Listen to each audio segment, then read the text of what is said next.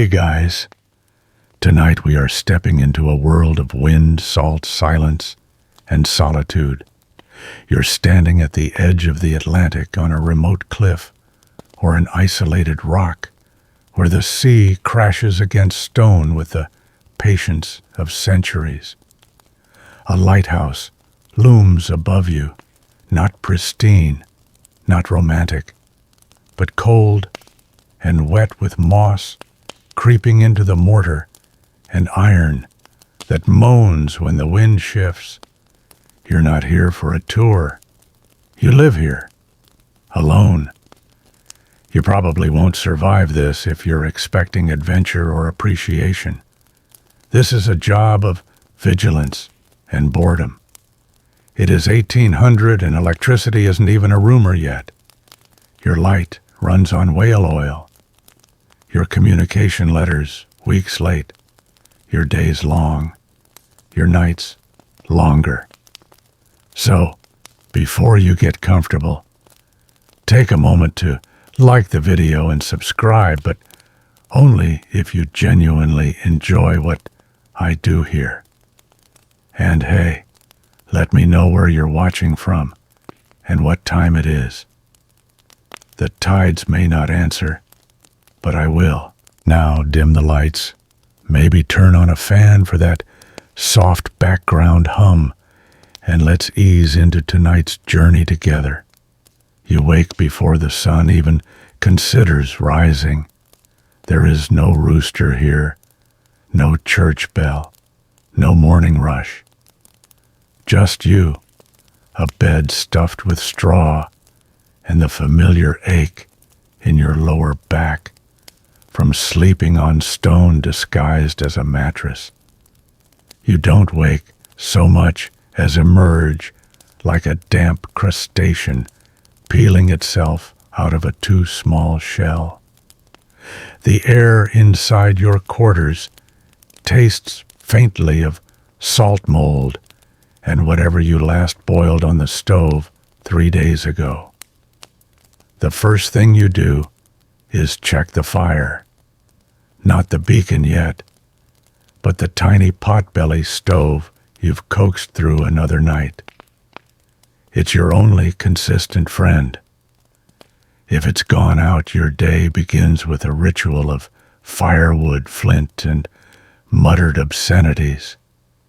If it's still alive, you get a moment of warmth, 3 minutes maybe before the tower's draft steals it back. The floor beneath your feet is damp, always. Stone in a lighthouse sweats like it's alive, like it resents your presence. Your boots squish slightly as you walk. You've stopped being disgusted. You just call it floor dew now, as if that makes it better. You have a system. Left boot, right boot coat, then oilcloth overcoat, because even indoors, the cold bites. The wind pushes against the thick windows like it wants to negotiate entry, and sometimes it wins. Historians still argue whether early lighthouses were designed more for endurance or punishment. Either way, they succeeded. Breakfast is grim, salt pork or tinned beans. If you're lucky and the last supply boat remembered your list, you might have a bit of bread stale but chewable, or a few precious onions wrapped in paper like holy relics. You slice one carefully like it's currency and toss it in a pot with whatever you can scavenge. That's your feast. By now the sky has begun to lighten, not with sun, but with that eerie gray that makes everything look like a ghost of itself. You step outside for a breath of air and immediately regret it. The wind is not a breeze. It is an event. It grabs your coat, tries to rearrange your hat, and pushes you just hard enough that you have to widen your stance like a drunken sailor. You breathe it in anyway. There's no other kind of fresh out here. You walk the perimeter, not because it's required, but because it's yours. The tower, the rocks, the storage shed barely clinging to its roof. These are your kingdom. You nod to the gull on the far railing. That's Lieutenant Screech. He's not friendly, but he's consistent. The sea is loud always, not in a crashing cinematic way, but in a constant mumble, like it's telling a story only it understands. You listen anyway. Sometimes it says something useful. Most of the time it's just reminding you that you're tiny, squishy, and breakable. Back inside, the real work begins. You check the clockwork that rotates the lens. You clean soot from the reflectors. You polish glass with rags so old they've forgotten they were once fabric. And you climb. Oh, how you climb. The staircase is spiral narrow and designed by someone who clearly hated knees. 100 steps, give or take. Stone, of course, slick with condensation. Each one taunts you with the same thought: one slip, and no one will find you for days. Maybe ever. At the top, the lantern room greets you with its usual passive hostility. Cold air rushes in through a gap you've stuffed with fabric, but it never works. The glass panes are foggy again. You sigh, breathe on the cloth, and begin to clean. If the beacon doesn't shine properly, you'll hear about it, eventually, via an irate captain's letter, read by a supervisor 3 months from now. You're alone, but not forgotten. Mariners depend on you, even if they've never seen your face.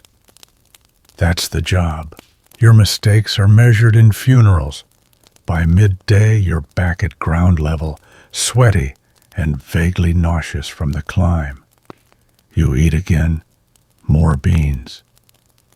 Maybe some tea, if the rain barrel's clean. You log everything: temperature, wind speed, your guess condition of the lens times the flame flickered. Your handwriting is neat. It has to be. A messy logbook implies a messy keeper, and messy keepers don't stay employed. In your journal, though, you're a bit more honest. You write about the gulls, the dreams, the ache in your wrist. You doodle boats.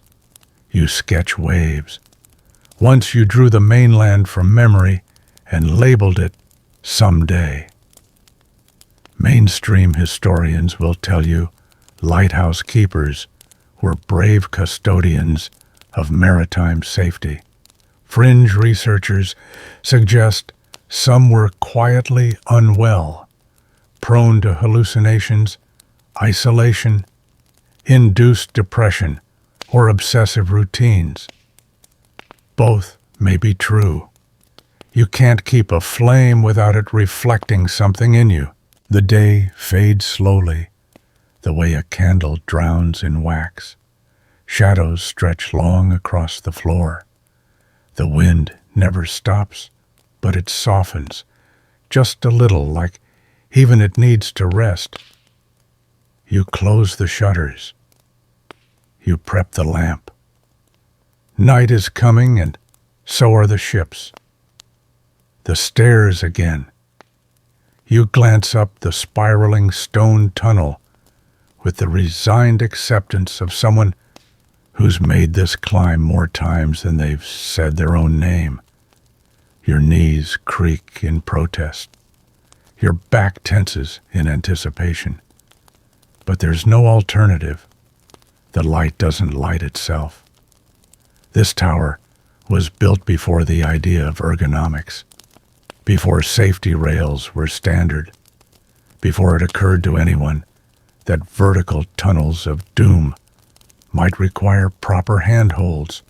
Each step is uneven, worn down by boots that once belonged to men who are now probably buried under sea-salted grass somewhere inland, and you add your weight to their legacy. 100 steps, that's the count. You've tested it, and you've cursed it. If you ever meet the engineer responsible, you plan to shake his hand, and then possibly push him up these stairs a few dozen times to see how smug he feels. At step 30, your thighs begin to complain. At step 50, you begin to narrate the ascent aloud in your head just to distract yourself. At step 80, you pause to catch your breath and wonder how the keeper before you managed this well into his 60s. Historians still argue whether lighthouse keepers in the 1800s had shorter lifespans due to the conditions, or if the job simply felt like a lifetime. Again, both may be true. And then you're there, the lantern room, at the top of the world, yet somehow still beneath the clouds. This sacred glass chamber is your cathedral. The flame is your deity, and the noise, the constant rattling, tapping, howling of wind, it's your congregation. You move through the ritual. First you check the mechanism that turns the lens. It's a complex system of clockwork gears, chains, and a descending weight you have to rewind every few hours. If it fails, the light doesn't rotate. If the light doesn't rotate, it doesn't flash. And if it doesn't flash, sailors don't know where land is until they hear the crunch. You trim the wick carefully. Not too short, not too long, just right. The wick is like your mood, temperamental and prone to sudden combustion. The fuel reservoir must be full. The flame must be strong. Whale oil, thick and cold, sloshes inside the container. It smells faintly of death and salt. You light the lamp with hands that shake slightly, not from fear, just exhaustion. The flame catches with a low, defiant whoosh. It dances. It breathes. It becomes the beacon. Cleaning comes next. The Fresnel lends your pride, and Nemesis is a magnificent, glittering beast of glass rings. If you leave even a smudge, it'll refract wrong. You polish each pane like it's your firstborn. If you sneeze mid-wipe, you start over. Outside the glass, gulls slap their wings against the panes, confused and offended by the brightness. One of them, the one with the missing toe, you've named Admiral Pex. He disapproves of you.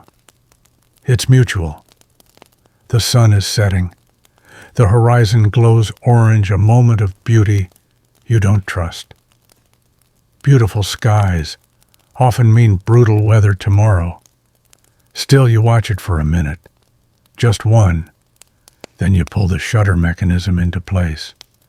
Some lighthouses in 1800 had rotating covers to make the beam flash at intervals. It's not romantic. It's math. Different lighthouses flash at different rates so ships can identify them. You've memorized yours, one flash every 10 seconds. It's your heartbeat now. You pause. Look out. The sea is vast and uncaring. Boats drift far out, small shadows with hopeful lights. Some of them know you're here. Most just hope they don't need you. You hope They don't either. But if they do, if their compass cracks, or fog swallows them, or the stars vanish, they'll look for you. You are their last breadcrumb before rocks. The flame you lit, the light you trimmed, the lens you cleaned. It matters. It might be the reason a captain gets home to tell his child a story instead of becoming one. Quirky fact. Some keepers in the early 1800s were known to whistle at their lights like they were pets. Not superstition, just habit. When you spend every evening in a cold glass dome with a fire, you start talking to it. You've been known to whisper to yours too. Just encouragement. It feels alive. After ensuring the lens turns, the light glows, and the shutter ticks, you begin your descent. Down is easier on the lungs, but crueler on the knees. You take it slow. Last year's incident slipped halfway. Bruised spine, couldn't sit for a week, is still a vivid memory. The steps seem to grin as you pass. Back at the base, you log everything again.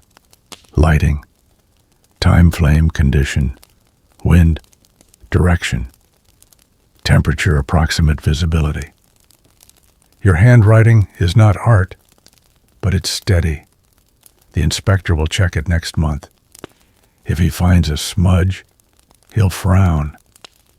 You'd rather avoid that. You sit. Just sit.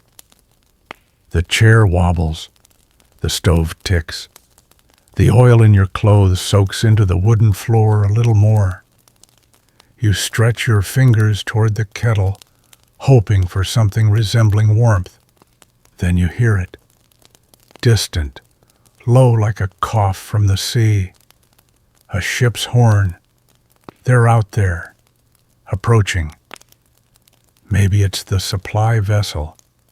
Maybe it's a clipper trying to cut time off its route. Maybe it's something else entirely. But they're coming, and they're counting on your flame. The pressure settles on your shoulders like a wet wool blanket. Not crushing, just constant. You've felt it since the first night you took this post. Historians love to romanticize this role, keepers as stoic heroes of the sea. But they rarely mention the aching knees, the slow meals, the quiet dread that hums through every gust of wind, the dull panic when something creaks out of rhythm, the way you flinch when the flame flickers for no reason. You check your boots. The sole's coming loose again. You'll fix it tomorrow. Maybe. Or maybe you won't. Maybe you'll just stare at it and wonder when the next pair might arrive. Outside the beam circles. Flash. Darkness. Flash. Your light keeps moving, even when you don't. The lantern room is quiet now. Not silent, never silent, but holding a kind of reverent hush. The flame is burning steady, casting reflections like golden ghosts across the lens. Outside night has taken over. The sea is a whispering black mirror. You can't see the horizon anymore. That line between water and sky has vanished. Just dark on dark, except for your light. It's time for the ritual again.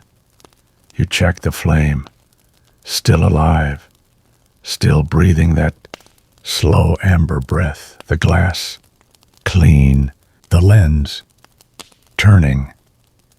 You nod, not to anyone, just to the room itself, to the flame, like two old co-workers who don't talk unless they need to. Your hands are raw again. That's normal. Whale oil stains everything. especially skin. You wear gloves, of course, but the oil always finds a way in. It smells like old money and decayed ambition. Every time you touch it, it sticks with you, soaks into your sleeves, your cuffs, your very dreams. Whale oil was the gold of lighthouse keeping in 1800. The brighter the flame, the safer the ships, and whale oil burned bright, hot, smokeless, long. But it wasn't easy to get. Men died harpooning the whales that made this flame possible. You know that. You think about that every time you refill the reservoir. You lugged the barrel up here yourself 5 days ago, using a rope and pulley system that should be in a museum. The barrel leaked. They always do. You still smell it on your boots. You still see it seeping down the stairs. It leaves a sheen slick and dangerous. You slipped on it once. Your elbow still remembers. There are days you wonder what would happen if it ignited. One dropped lantern, one clumsy elbow, and the tower would become a stone oven. No ladder fast enough to outrun flame on oil. You think about that sometimes, late at night.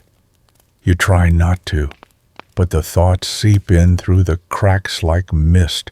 Historians still debate how many lighthouse fires were reported in the 1800s. Some say they were common. Others insist they were rare and dramatized. You've read both arguments. You don't care. You know how flammable your world is. You check the shutters again. Still moving. Click, swing, pause, flash, click, swing. The light pulses across the sea in its regular rhythm. Predictable, trusted, a heartbeat for the lost.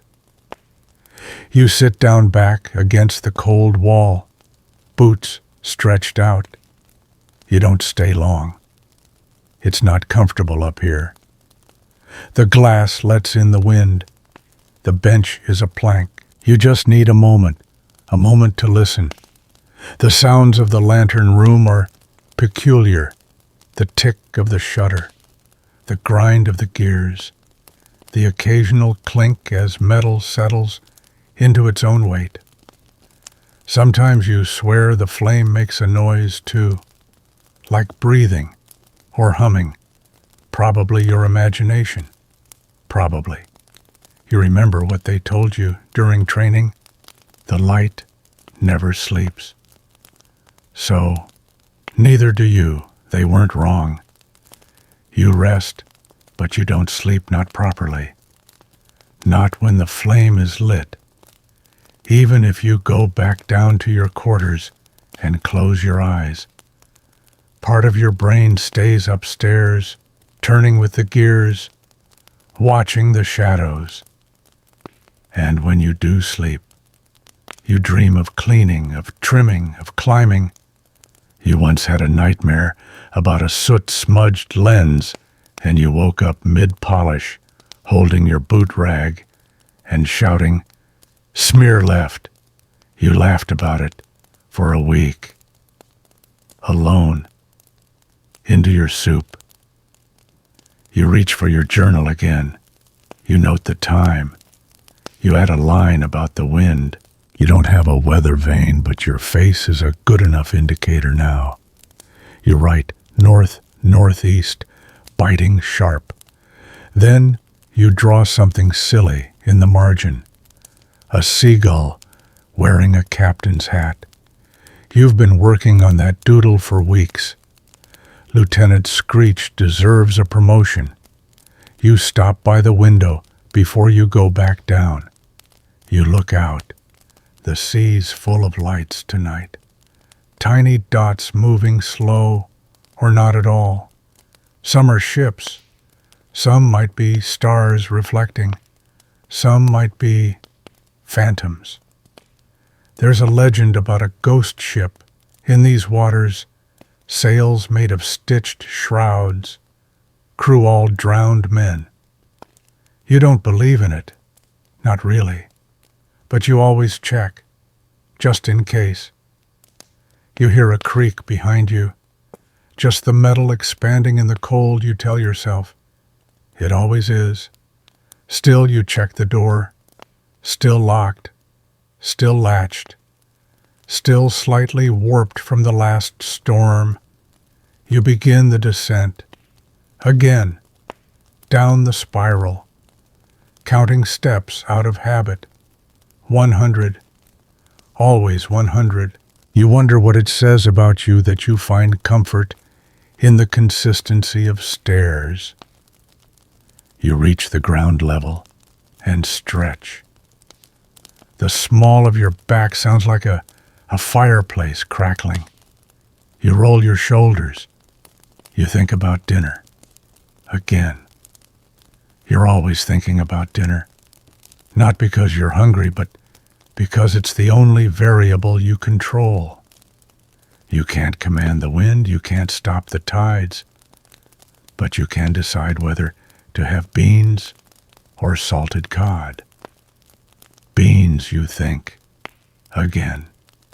You light a small lantern. It casts a yellow pool across the stone floor. You move slowly through the storeroom, shelves of preserves, supplies, tools. You touch each item like a librarian, checking her archive. You pause by the barrel of oil. It's still 3/4 full. You tap it gently. Just a habit. It replies with a dull thunk. Still good. There's a crack in the wall by the southern corner. It leaks during storms.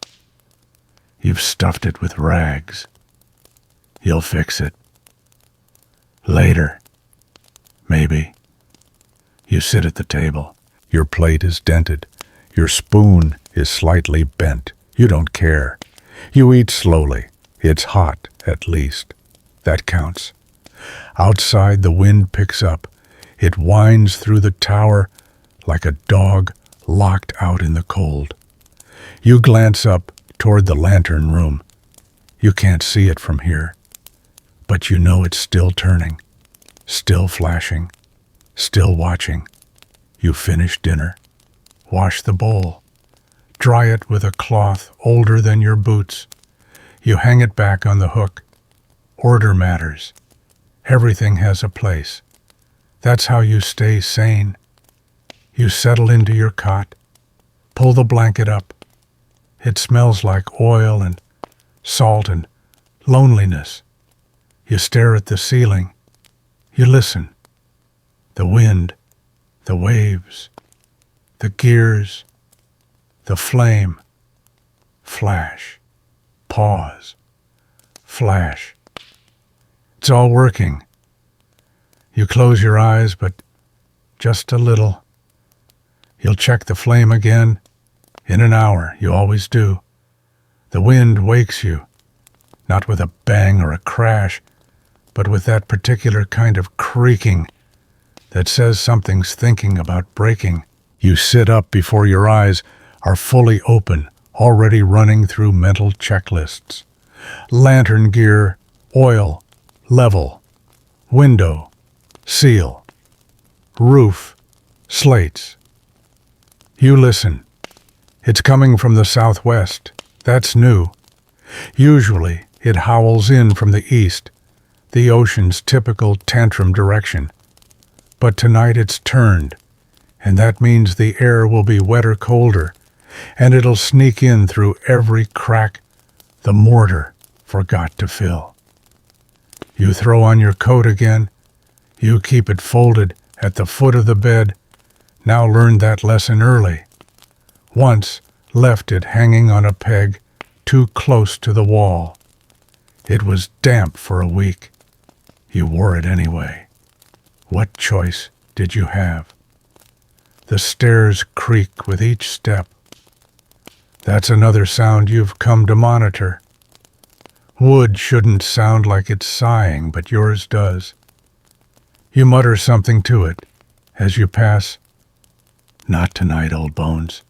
Stay together." Outside, the storm is trying to form. The sky hasn't made up its mind yet.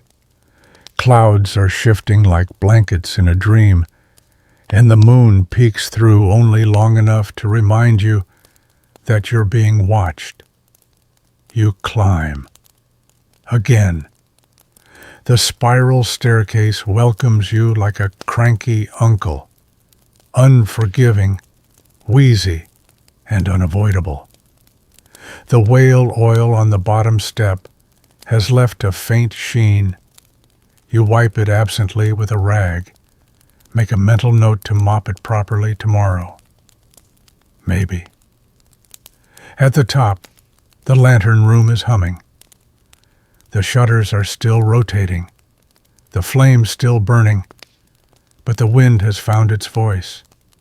It pushes against the glass like a drunk at a locked door. You brace your shoulder against the frame and check the latches. All secure. For now. You lean close to the lens. Your breath fogs the edge and you wipe it instinctively. There's a small chip in the outer glass. You noticed it last week, but tonight it looks bigger. You press your finger to it. Just a hairline. Not through. Not yet. Historians still argue whether 1800s lenses were stronger than modern ones, thanks to thicker leaded glass. You don't have an opinion. You just hope this one holds until the spring shipment. The flame flickers for a moment. Not the good kind. Not the rhythmic wink you're used to, but a sudden shudder, as if it forgot how to burn. You tense. You wait. It recovers. You curse under your breath. Then you apologize to the flame. You always do. Just in case it's listening. You wind the mechanism again. The gears click, resisting you slightly. You lean into it. The weight drops with a soft thunk. 30 more minutes of rotation, maybe 40. If you're lucky, then you'll do it again and again. Until dawn. Or until the storm decides otherwise. You settle onto the narrow bench. You've added a cushion, well, more like a folded burlap sack stuffed with seagrass. It smells like low tide, but it helps. You sip from the tin cup you brought up, just water tonight, cool and metallic. Below, the sea is changing. You can't see it well, but you feel it in the way the tower shivers. Waves are starting to climb. They slap at the rocks like they're trying to climb on board. And they bring friends, foam mist, and the occasional startled fish. You remember one night last winter when the water hit the lower door hard enough to wedge it shut for hours. You had to climb out a window with a rope to greet the supply boat. They thought it was funny. You didn't. Another gust rattles the windows. You reach for your lantern and shine it outward. The light hits the glass and bounces back, blinding you for a second. You blink, adjust, and look again. There. A flicker on the horizon. You can't tell if it's a ship or lightning. You squint. It's not moving. That's good. Ships move. Rocks don't. You grab the telescope and aim.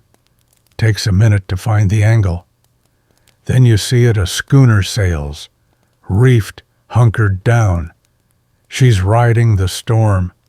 Smart captain. But if she drifts a few degrees west, she'll find the reef. You hope he knows your light. You hope it's enough. You adjust the flame again. Clean the lens. Wipe down the shutter glass. It's obsessive. It's necessary. One smudge could scatter the light just enough to make it invisible from a critical angle. The schooner remains in view. No signal flags. No signs of distress. You jot a note in your logbook, 0132 HRs, vessel west-southwest, 1/2 mile off, holding position. You draw a small sketch of the ship. Just a silhouette, but you'll remember it. Your fingers are cold again. You warm them near the flame for a moment. Then pull back, wary of the oil. Always wary of the oil.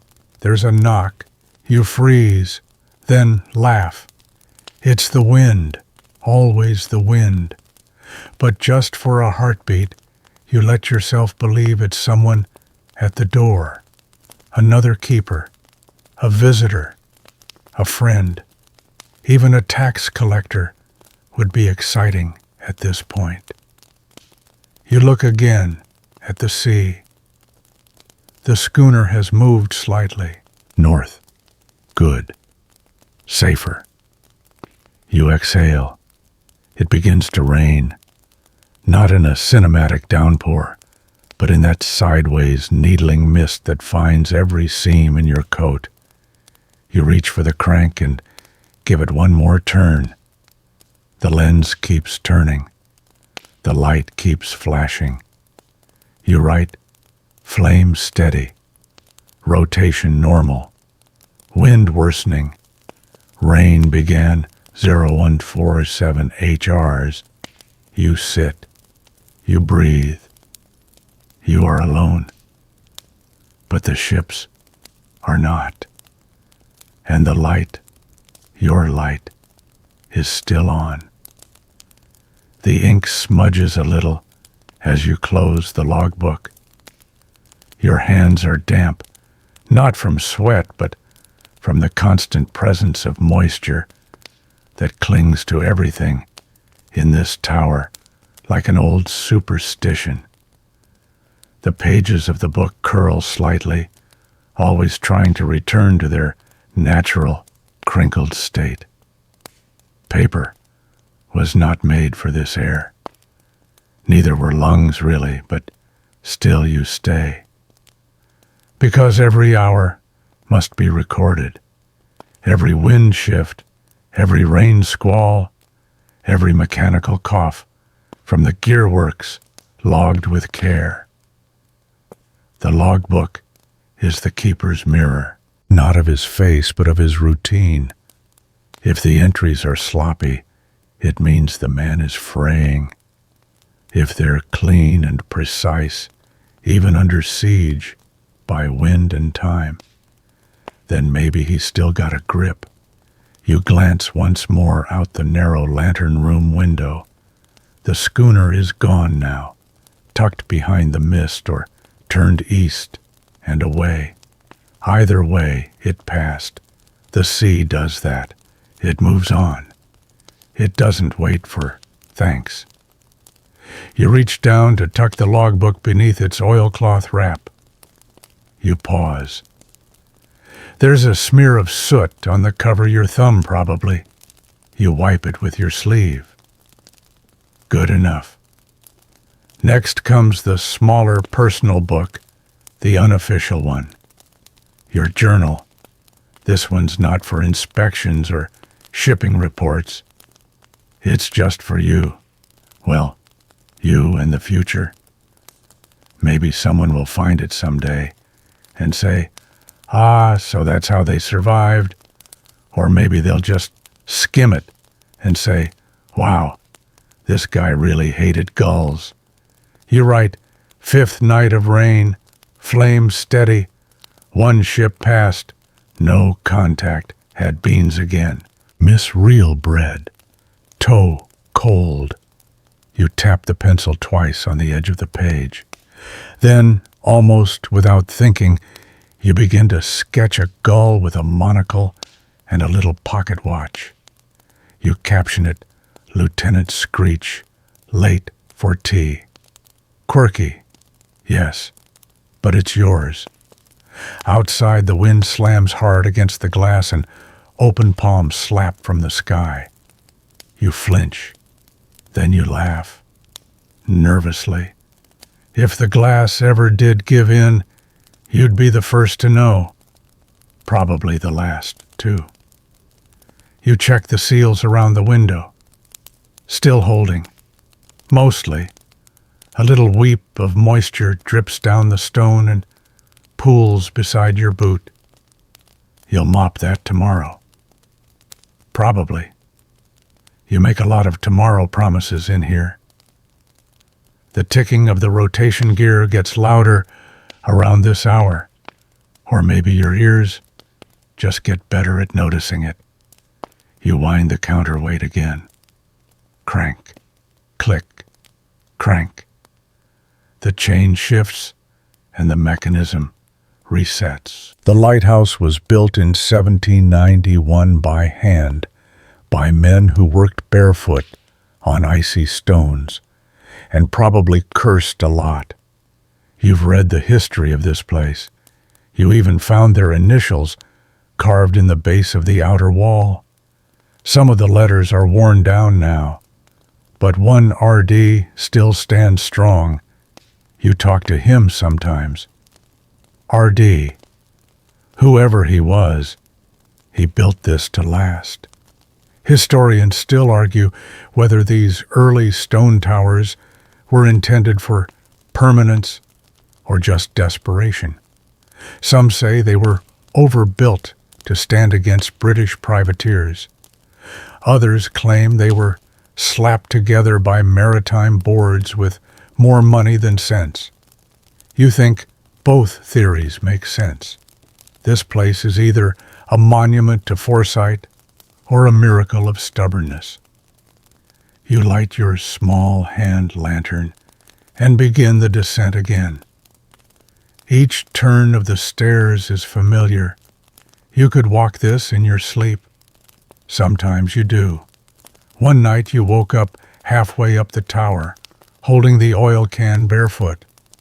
No recollection, just instinct. The job doesn't clock out. Downstairs, the air changes. It's denser, earthier. You pass by the small wooden shelf where you keep the lighthouse's only 2 books, Robinson Crusoe, and a weather-stained Bible, missing half of Exodus. You've read them both several times, though you prefer making up your own stories now.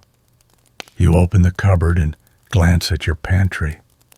Tins stacked like reluctant soldiers. A jar of pickled eggs, salt, dried peas, half a loaf of something that once resembled bread but now could double as construction material. You take a tin of beans, heat it over the stove.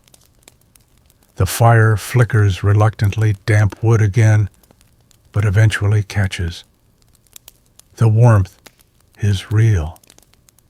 You hold your hands out and let it bite at the cold in your knuckles.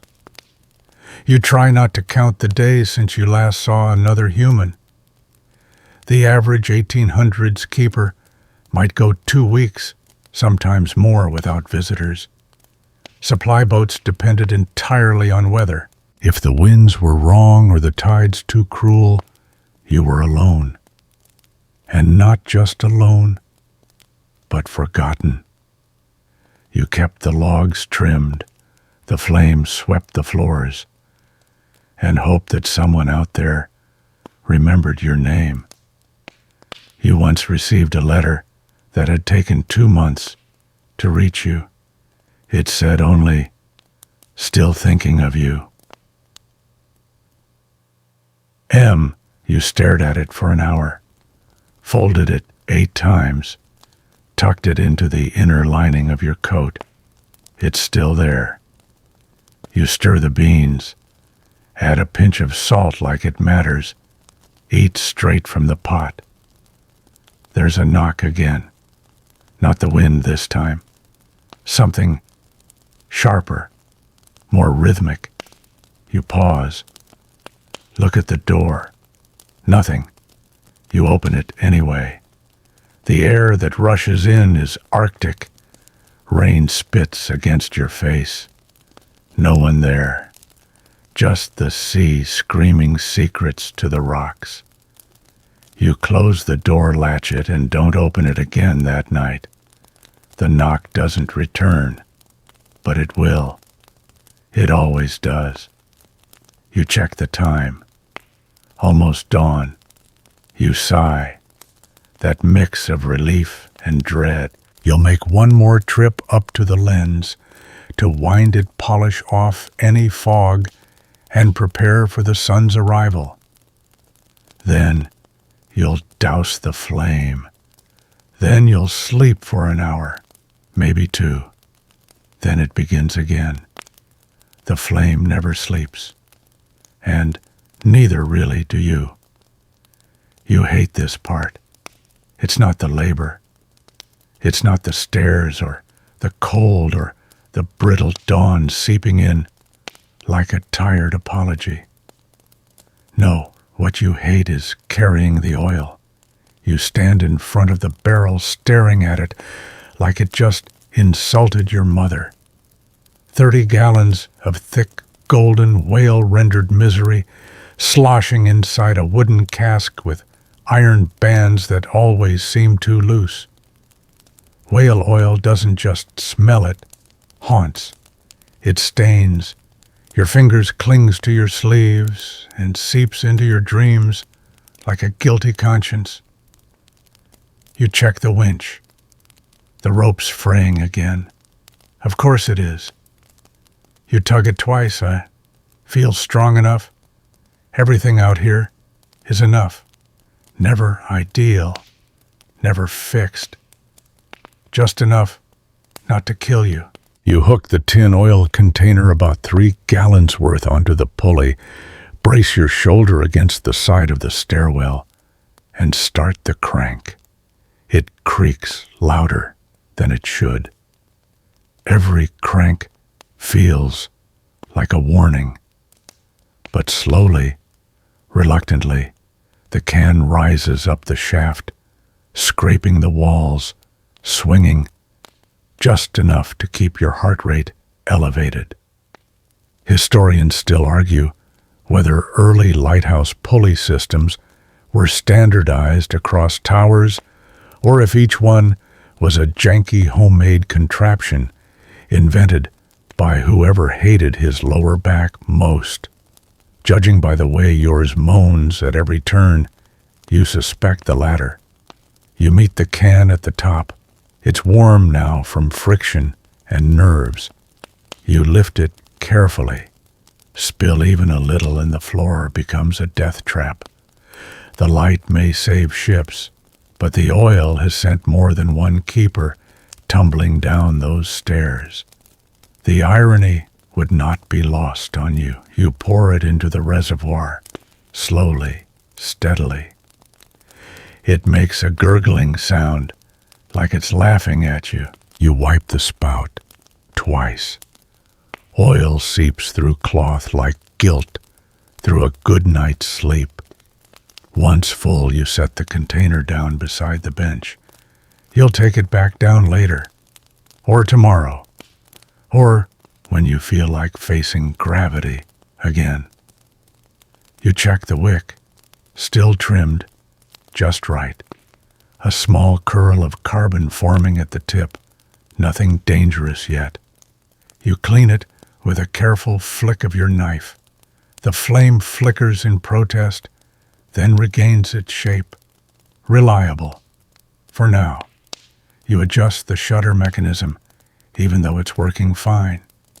You just need something to do, something that makes you feel like you're in control of this whirling cage of glass and oil and wind. Then you sit, stretch your legs out, pull your coat tighter around your shoulders, and stare. The sunrise is coming. You can feel it before you see it. The light shifts. The shadows change their tone. The sea turns a color that doesn't exist in words, somewhere between steel and memory. You've seen hundreds of sunrises from this tower. Some of them were so beautiful they made your breath catch. Others were just gray smudges dragged across the sky, like someone gave up halfway through painting. This one's in between. You reach into your coat and pull out the letter again, the one from M. You've read it so many times you don't need to anymore. You just unfold it, look at the handwriting, and remember, you don't know if M still writes. You haven't received another letter in, well, you've stopped counting. But this one is enough.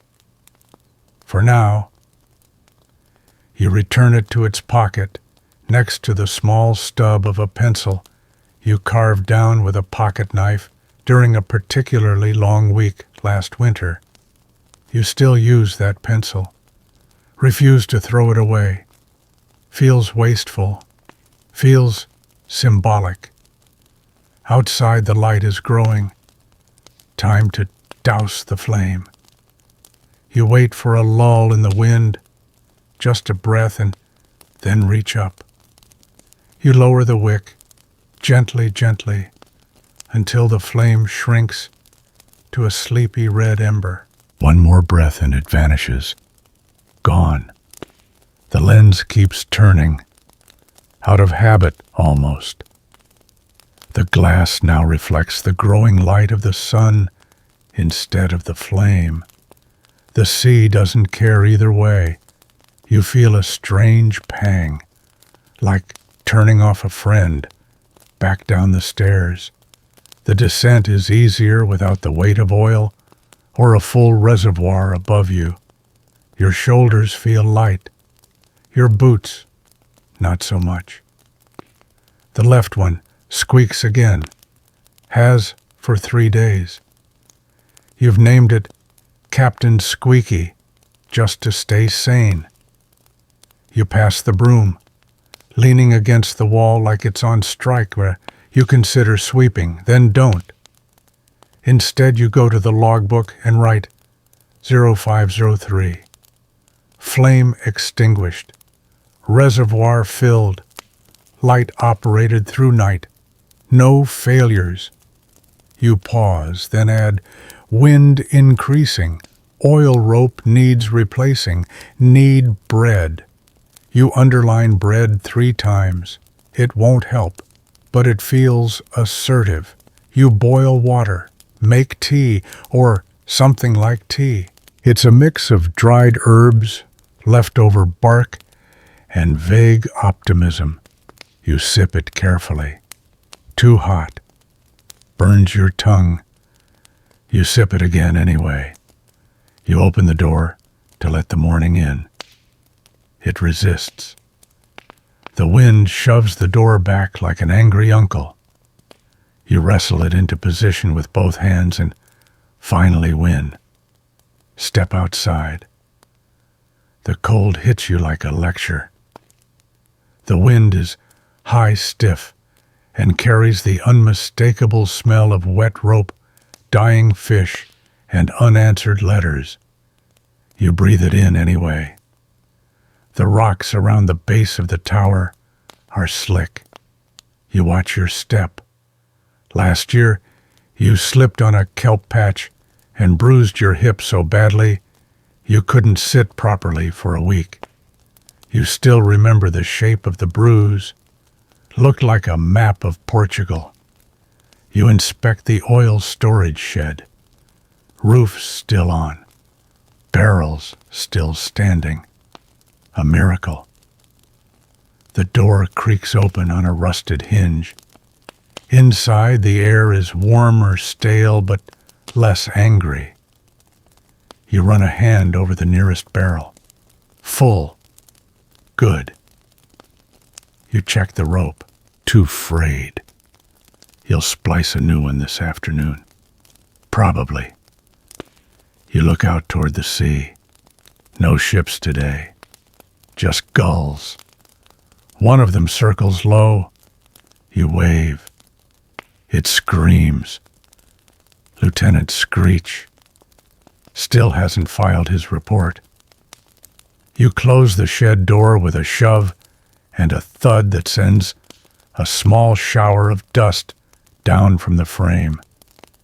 The lighthouse looms behind you, tall, ancient, resentful. You stare at it for a second, like it's an old friend who's also your boss and maybe your landlord too. Then you turn toward the sea and take a slow breath. Isolation doesn't feel like loneliness anymore. It's just background noise, like the sound of waves or the whistle of wind between stone cracks. You've stopped expecting company. The only regulars are the gulls, the occasional passing ship, and your own thoughts, which are admittedly becoming quite chatty. You hear the flap of wings. Lieutenant Screech lands 5 feet from you, cocks his head, and stares. He's missing one toe.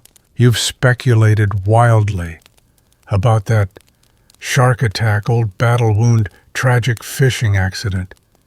He never confirms or denies, just blinks and shrieks. You toss him a crust of bread so stale it could chip enamel. He devours it like royalty. Back inside, you strip off your oil-slicked overcoat and hang it near the stove. It steams faintly. Your boots follow. They hit the stone floor with a thump, leaving behind 2 perfect, damp footprints that disappear in minutes. You stretch out on the cot, not because you expect rest, but because your spine needs convincing that you still remember how to lie horizontally. You close your eyes for what you think will be 5 minutes. It becomes 90. You jolt awake to the sound of wind through a loose shutter. Not dangerous, just obnoxious. You groan, sit up, and wince. Your joints are staging a protest. You soothe them with a hot compress made from a sock and yesterday's tea. Not ideal. Functional. You check the log. Then you check the lamp. Then you check the lens. You're not paranoid. You're responsible. The wind continues to rise. It whistles like a ghost stuck in a flute. The shutter bangs again. You finally get up, wedge a folded rag into the frame, and mutter something about shipwrights with no concept of insulation. You boil more tea, eat a pickled egg, regret it immediately. And then the routine truly sets in. The part of the day when time becomes something stretchy and unpleasant. Minutes feel like hours. The light's off. The chores are done. The wind is too fierce to go outside, but not dramatic enough to demand heroics. So you pace. 6 steps one way, 5.5 back. You count your steps. You try stepping only on even cracks. You start narrating your own movements in a slow, droning voice, like a naturalist studying a strange new species. The lighthouse keeper once again circles his enclosure, displaying signs of mild agitation and limited food creativity. You crack yourself up for 3 whole seconds. Quirky fact. Some lighthouse keepers in the 1800s used to carve elaborate chessboards into the tops of barrels or floors, playing entire games solo over the course of weeks. You don't have a chessboard, but you did once make a checkerboard with bottle caps and beet juice. It didn't catch on. You glance at the supply cabinet. You have just enough left for 2 weeks, assuming moderate weather.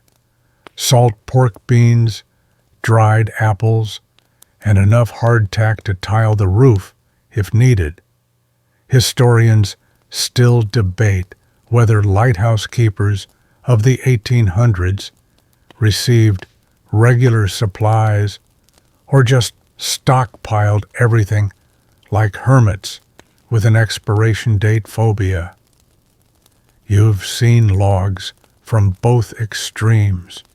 You suspect it mostly depended on how much the supply captain liked you. Yours is named Barrett. He likes cigars. You gave him your last one 6 months ago. He promised he'd return with more. He didn't. You marked today's date on the wall in faint pencil, a simple dash. Just one more line among hundreds. Some men carve them. You just draw. Less dramatic. Easier to ignore. You pick up your journal. Winds high. No vessel sighted. Feeling fuzzy around the edges. Screech. Seems smug. Ate final egg. Consider renaming it the incident. Then you draw him. Again. This time with a monocle and a cutlass. Captain Screech Gull of Fortune. Time passes in strange layers. You feel tired but restless. Bored but anxious. The sea outside is churning now. The sky has lowered. The clouds look close enough to touch. You light a small oil lamp for the main room. It casts a warm, wobbly glow across the stone. Shadows dance. You think one of them looks like a ship, or a swan, or your mother's kitchen table. You blink, and it's just a wall again. You take the oil can from earlier and carry it back down to refill from the main barrel. It's heavy, unwieldy, but you know its rhythm now. You even hum a little as you work, something slow, familiar, possibly invented on the spot. Back up the stairs. Again. Your calves mutter insults. Your knees echo them. At the top, you check the reservoir. Still half full. Good. The sun is beginning to lower. The sea is glowing now, silvered and uncertain, like a mirror that's forgotten how to reflect. You open the windows, just a crack, to check the wind direction. It nearly rips the shutter off. You slam it shut with a grunt latchet and wipe your face with a sleeve already soaked with salt. You light the beacon. The flame catches easily. You're grateful for that. You whisper a thank you to it without irony. The lens begins to turn again. The weight descends.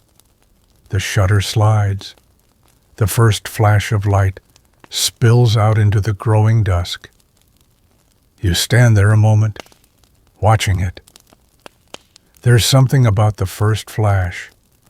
It's not dramatic, it's not divine, but it is steady, true, a promise made in fire and glass. You've kept it one more night. You head back down. Dinner, half a biscuit, hot water, and a few pieces of dried apple. Dessert, staring out the window at nothing in particular. Outside the wind howls. Inside the light turns. And in between, you wait. You've stopped counting the days, not because they don't matter, but because they all look the same now. Salt on the windows, wind in your ears, beans in your bowl. and silence. So much silence you've started naming the floorboards. This one, Gerald, always creaks when you walk to the cupboard. That one by the stove, Edna, doesn't say much. You don't feel crazy. Not exactly, more like conversationally flexible. Your meals have lost their meaning. Breakfast, lunch, dinner, just names for slightly different temperatures of beans. You try to vary them. Sometimes you add vinegar. Sometimes dried herbs from a tin, so old it might predate the Lighthouse itself. Sometimes when you're feeling particularly adventurous, you eat them cold, straight from the tin, and pretend you're a pirate. You used to keep a meal schedule. You really did. Now you eat when the light allows, when the wind is manageable, when the hunger becomes too distracting to ignore. Everything else comes second. The stove is your hearth, your center, your only warm friend. You sit next to it sometimes, even when you're not cooking, just to feel something that isn't damp. You've worn a circle into the floor with your boots from all the pacing, like a slow, quiet dance. You sip water. It tastes like tin and history. The rain barrel's low again. You'll need to check the catchment system tomorrow, or whenever the next storm permits. Outside, the sky's gone dull. Not night yet, not day. Just that flat, endless gray that lulls your thoughts into soft loops. The sea below is barely moving. That's worse than waves. Stillness makes you anxious. You hear the gulls again. One screams right outside your window. A shrill, emphatic, "Ae-ski." You mutter back, "Same to you, Lieutenant." You check the oil level, still solid. The flame's steady. The lens is turning. You exhale. One more hour till your next climb. Maybe you'll write something. You pick up the logbook again. Not the journal this time, the official one. You flip through the past entries. They're neat, tight, emotionless. Flame steady. Visibility 3 miles. Wind knee. Over and over. Precise. Unremarkable. You wonder if anyone actually reads them. Maybe some bored clerk in a coastal office scans them for errors. Maybe they just file them and never look again. Maybe someone will, years from now, during a war or a research project, and say, this guy wrote a lot about beans. Historians still debate whether Lighthouse logbooks were primarily bureaucratic tools or emotional lifelines for isolated workers. You suspect they were both. A way to prove you were here, that you were trying. You dip your pen. Write 1630, cloud cover, heavy no vessels, sighted barometer, steady wind, shifting westward. You consider adding mild hallucination of biscuits around 14-20 hours. But you leave that in the journal. The wind shifts again. You hear it crawl under the roof tiles like a bored animal looking for mischief. You tighten your coat. Some keepers in the 1800s shared their posts-rotated duties with assistants or apprentices. You don't have that luxury. This lighthouse is solo, always has been. That's what drew you here back then. The silence, the seclusion, the idea that if you kept one flame alive, maybe it would help you find your own again. You smile at that, just a little. You look at your hands. calloused, smudged with oil and soot. You flex your fingers. They become strangers, tools, functional, not delicate.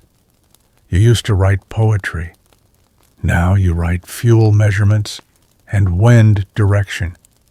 You decide to go up early this time. The climb is routine. The steps greet you with their usual chorus. You know each turn, each chip in the stone. You pause halfway up, not for breath, but because the window slit there gives you a view west. The sea stretches endless and dull, but in the far distance, a speck. You squint, maybe a ship, maybe just a shadow. You make a note in your head. At the top, the flame is fine, no adjustment needed, but you polish the lens anyway. It's meditative. Your hand moves in slow circles. The cloth is almost black with soot by the time you're done. The light spins. The sea darkens. The world prepares for sleep, and you prepare to keep it safe. You light the auxiliary lamp, the backup, just in case. You always do. Not because it's policy, because it's habit. You've learned that good habits are what keep towers standing. You lean your forehead against the glass. It's cold, very cold. Your breath fogs the pain, and you write a little smiley face in the condensation. You used to do that as a child on carriage windows. You smile again. You hear it, then a voice, or maybe the wind, but it sounds like your name. You step back, listen hard. Nothing. You shake your head. Sleep, maybe, or lack of it. You haven't dreamed in days. You descend again, but slower this time. Each step feels like a question. What would I be doing if I weren't here? You don't have an answer. You haven't had one in years. You stop by the stove again. Stoke it. Add another log. Watch the flames curl and crackle. You take out your journal and write, "Felt like I heard something tonight. Possibly imagination. Possibly loneliness. Still no letters. Flame strong. Screech. Still loud. Wind. Climbing." Then you draw a tower with a flame at the top and roots beneath it like a tree. You look at it for a long time. Outside, the light turns. Inside, so do your thoughts. The knock is real this time. You freeze mid-step, bowl of hardtack in one hand, oil rag in the other. It's a knock, not wind, not the tower groaning. A knock measured 3 times on the heavy wooden door. Your breath stalls. The bowl clinks as it hits the table. You walk slowly, almost reverently, toward the door. You haven't had a visitor in 18 days, possibly longer. Time folds strangely out here. You unlatch the top bolt, then the middle, then the one you added yourself after a particularly rowdy storm tried to redecorate your pantry. The door creaks open, and there he is. Barrett, supply runner, bringer of beans and occasional conversation. He's soaked through, red-nosed, and holding a crate like it's made of glass. His face is all windburn and exhaustion, but he grins when he sees you. Tide was a bastard, he says, stomping in without waiting for an invite. You step back. The warmth of another human hits harder than the salt spray ever could. He sets the crate down, then hands you a folded note. You don't open it right away. You just hold it. It's the weight of not being forgotten. I brought flour this time, he adds, peeling off his oilskin coat. Told the quartermaster your biscuits could double as shingles. You smirk. They've held the roof down twice. Barrett laughs. The kind of deep hoarse laugh that sounds like it's been stitched together by pipe smoke and bad weather. He looks around the room like someone revisiting a childhood memory. Still smells like beans and regret. Mostly beans, you say. You make tea, real tea, from a packet he fished out of the crate. The taste is floral, unexpected. You don't care. It's liquid and warm, and not boiled from weeds near the cliffs. You drink shoe polish at this point. He talks while you sip.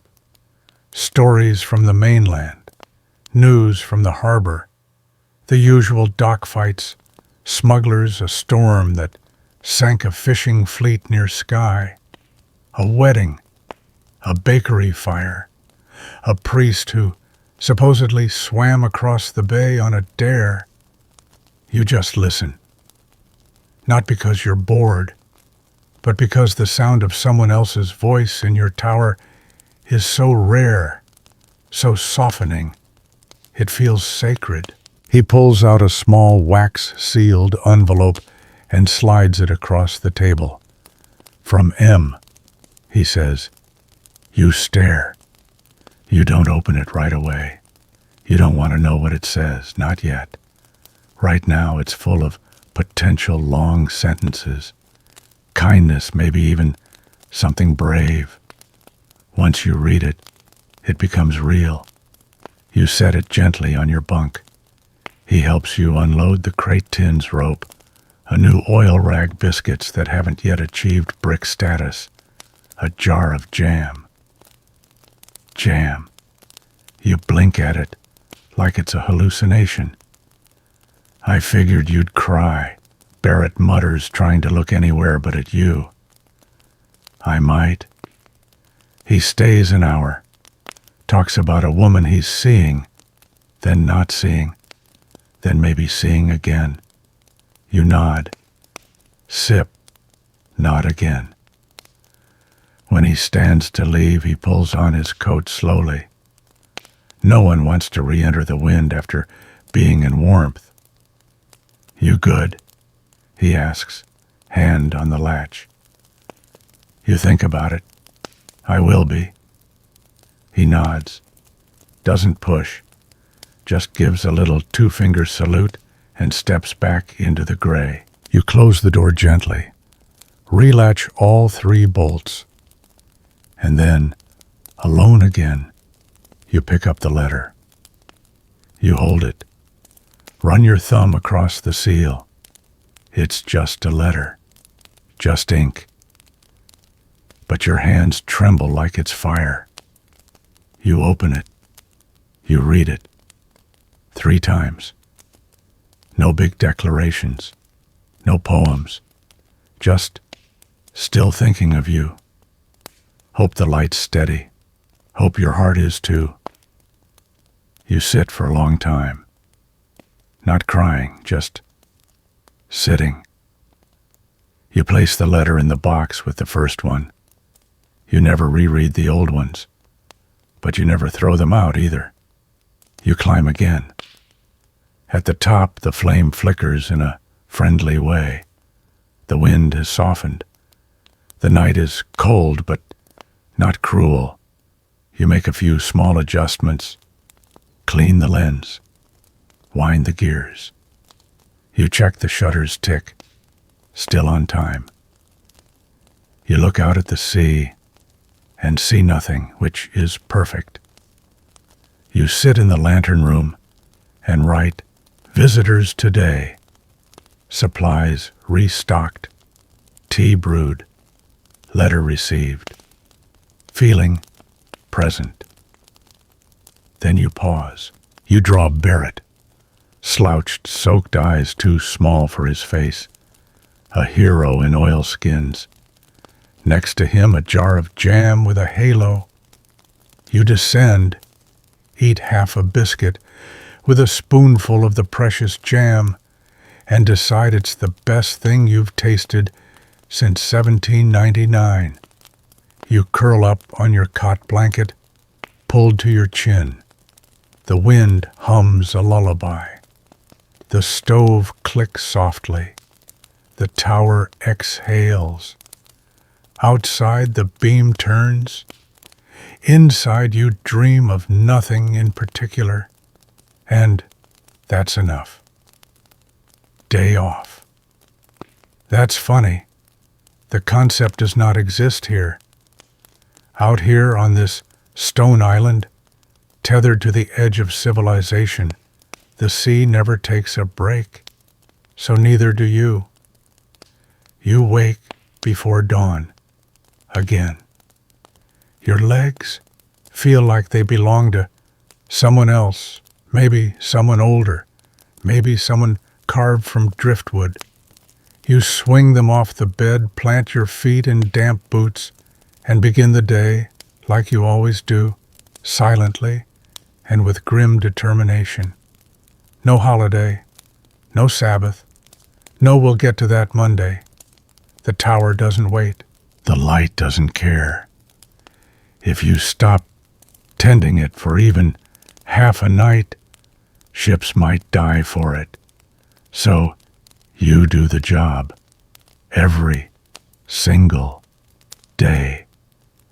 The logbook says it's Sunday, but it could just as easily be Wednesday or the second Tuesday of a month no longer real. You note the date anyway. Ritual is the last anchor that keeps time from dissolving completely. You step outside for a moment, breathing in the wet, slate-colored air. A heavy fog hugs the base of the tower like a sleeping beast. You can't see the sea. You can't see anything. The gulls aren't even screaming yet. That's how thick it is. You mutter aloud, so much for visibility, then glance at the horizon, though there is none. Historians still argue whether keepers should have had scheduled leave rotations in the 1800s. Some records suggest quarterly reliefs. Others show men stationed for years without break. You suspect the truth, as always, lies somewhere in the mud. You remember hearing of a lighthouse down the coast where the keeper vanished during a storm. No sign of struggle. Logbook ended mid-sentence. They found his oil rag neatly folded on the bench. You think about that more than you should. You open the storage chest and take stock. 1 bar of soap, 3 sealed tins of beans. Enough lamp oil for a week if you're careful. You're always careful. The stove is low again. You feed it kindling like a penitent priest offering up prayers. Then you climb. The stairs greet you with the usual complaints. Creaks, groans, that one patch that always makes your left knee shiver. You consider naming each step. Maybe tomorrow. The lantern room is quiet waiting. The light flickers in the fog like a distant thought. You go through the motions. Clean, trim, wind, check. It's less like work now and more like breathing. You'd feel more confused not doing it. The fog eats the light. It feels like failure, but you remind yourself that it's not your job to control the weather, only the flame. You settle into the narrow bench and wrap a blanket around your shoulders. You sip yesterday's tea, now tepid and tasting faintly of old tin. Lieutenant Screech perches on the windowsill, pecking irritably at the glass. You tap the pane. No visitors allowed on the Sabbath. He pecks louder. You swear he understands sarcasm. You pick up your personal journal. Flip to a blank page. Write, fog like milk, flame like breath. No ships, no sound, no rest either. You draw a small lantern. Inside it, instead of a flame, you sketch a curled-up figure. Yourself, maybe. Or maybe someone you once were. Downstairs, you eat a cold meal. You pretend it's brunch. That helps. You try to remember what a cafe smelled like. You fail. You check the shutters on the western windows. The hinges squeak louder now. Another oil job tomorrow, or next week, or next year. You mop the floor. Not because it needs it, though. It does, but because it's something to do. The floor stares back at you. Cracks, forming like tiny maps. You've traced some of them, named a few. There's one shaped almost exactly like the coast of Cornwall. You call it not home. Afternoon comes slowly. The fog doesn't lift. It thickens. The sea, if it still exists, is swallowed whole. You log visibility less than 50 yards. Wind light. Pressure unchanged. Mental clarity pending. You smile at that. Not enough to show teeth, but enough to feel. You hear a creak. Not the usual kind. This one's different, deeper. You rise and check the ceiling. Then the outer door. All secure. Just the tower settling, or the wind practicing new vowels. You boil more tea. Add a sliver of dried apple. It disintegrates immediately.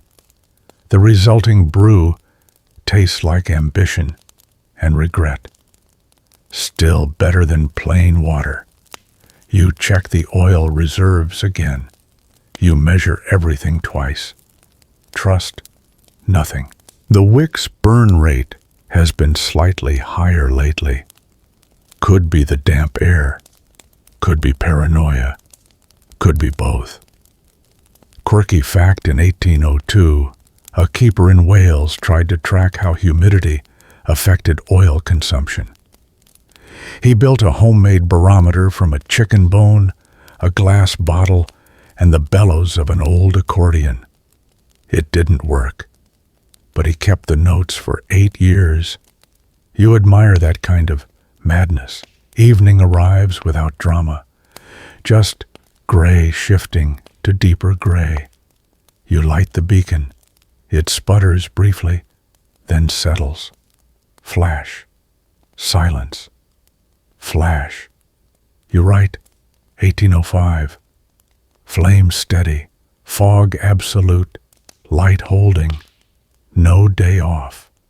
You think about that phrase. No day off. It used to sound like a burden. Now it sounds like a vow. Something sacred. You're not here for applause. You're here because the light matters. Because someone somewhere still looks for it. You sit beside the stove again. It clicks softly, metal settling. You pull the blanket tighter. You read the letter from M again. Fold it neatly. Return it to your coat. Outside the sea is missing. Inside the keeper remains. And the light keeps turning. The nightmare begins in silence. A night without wind. No waves. No gulls.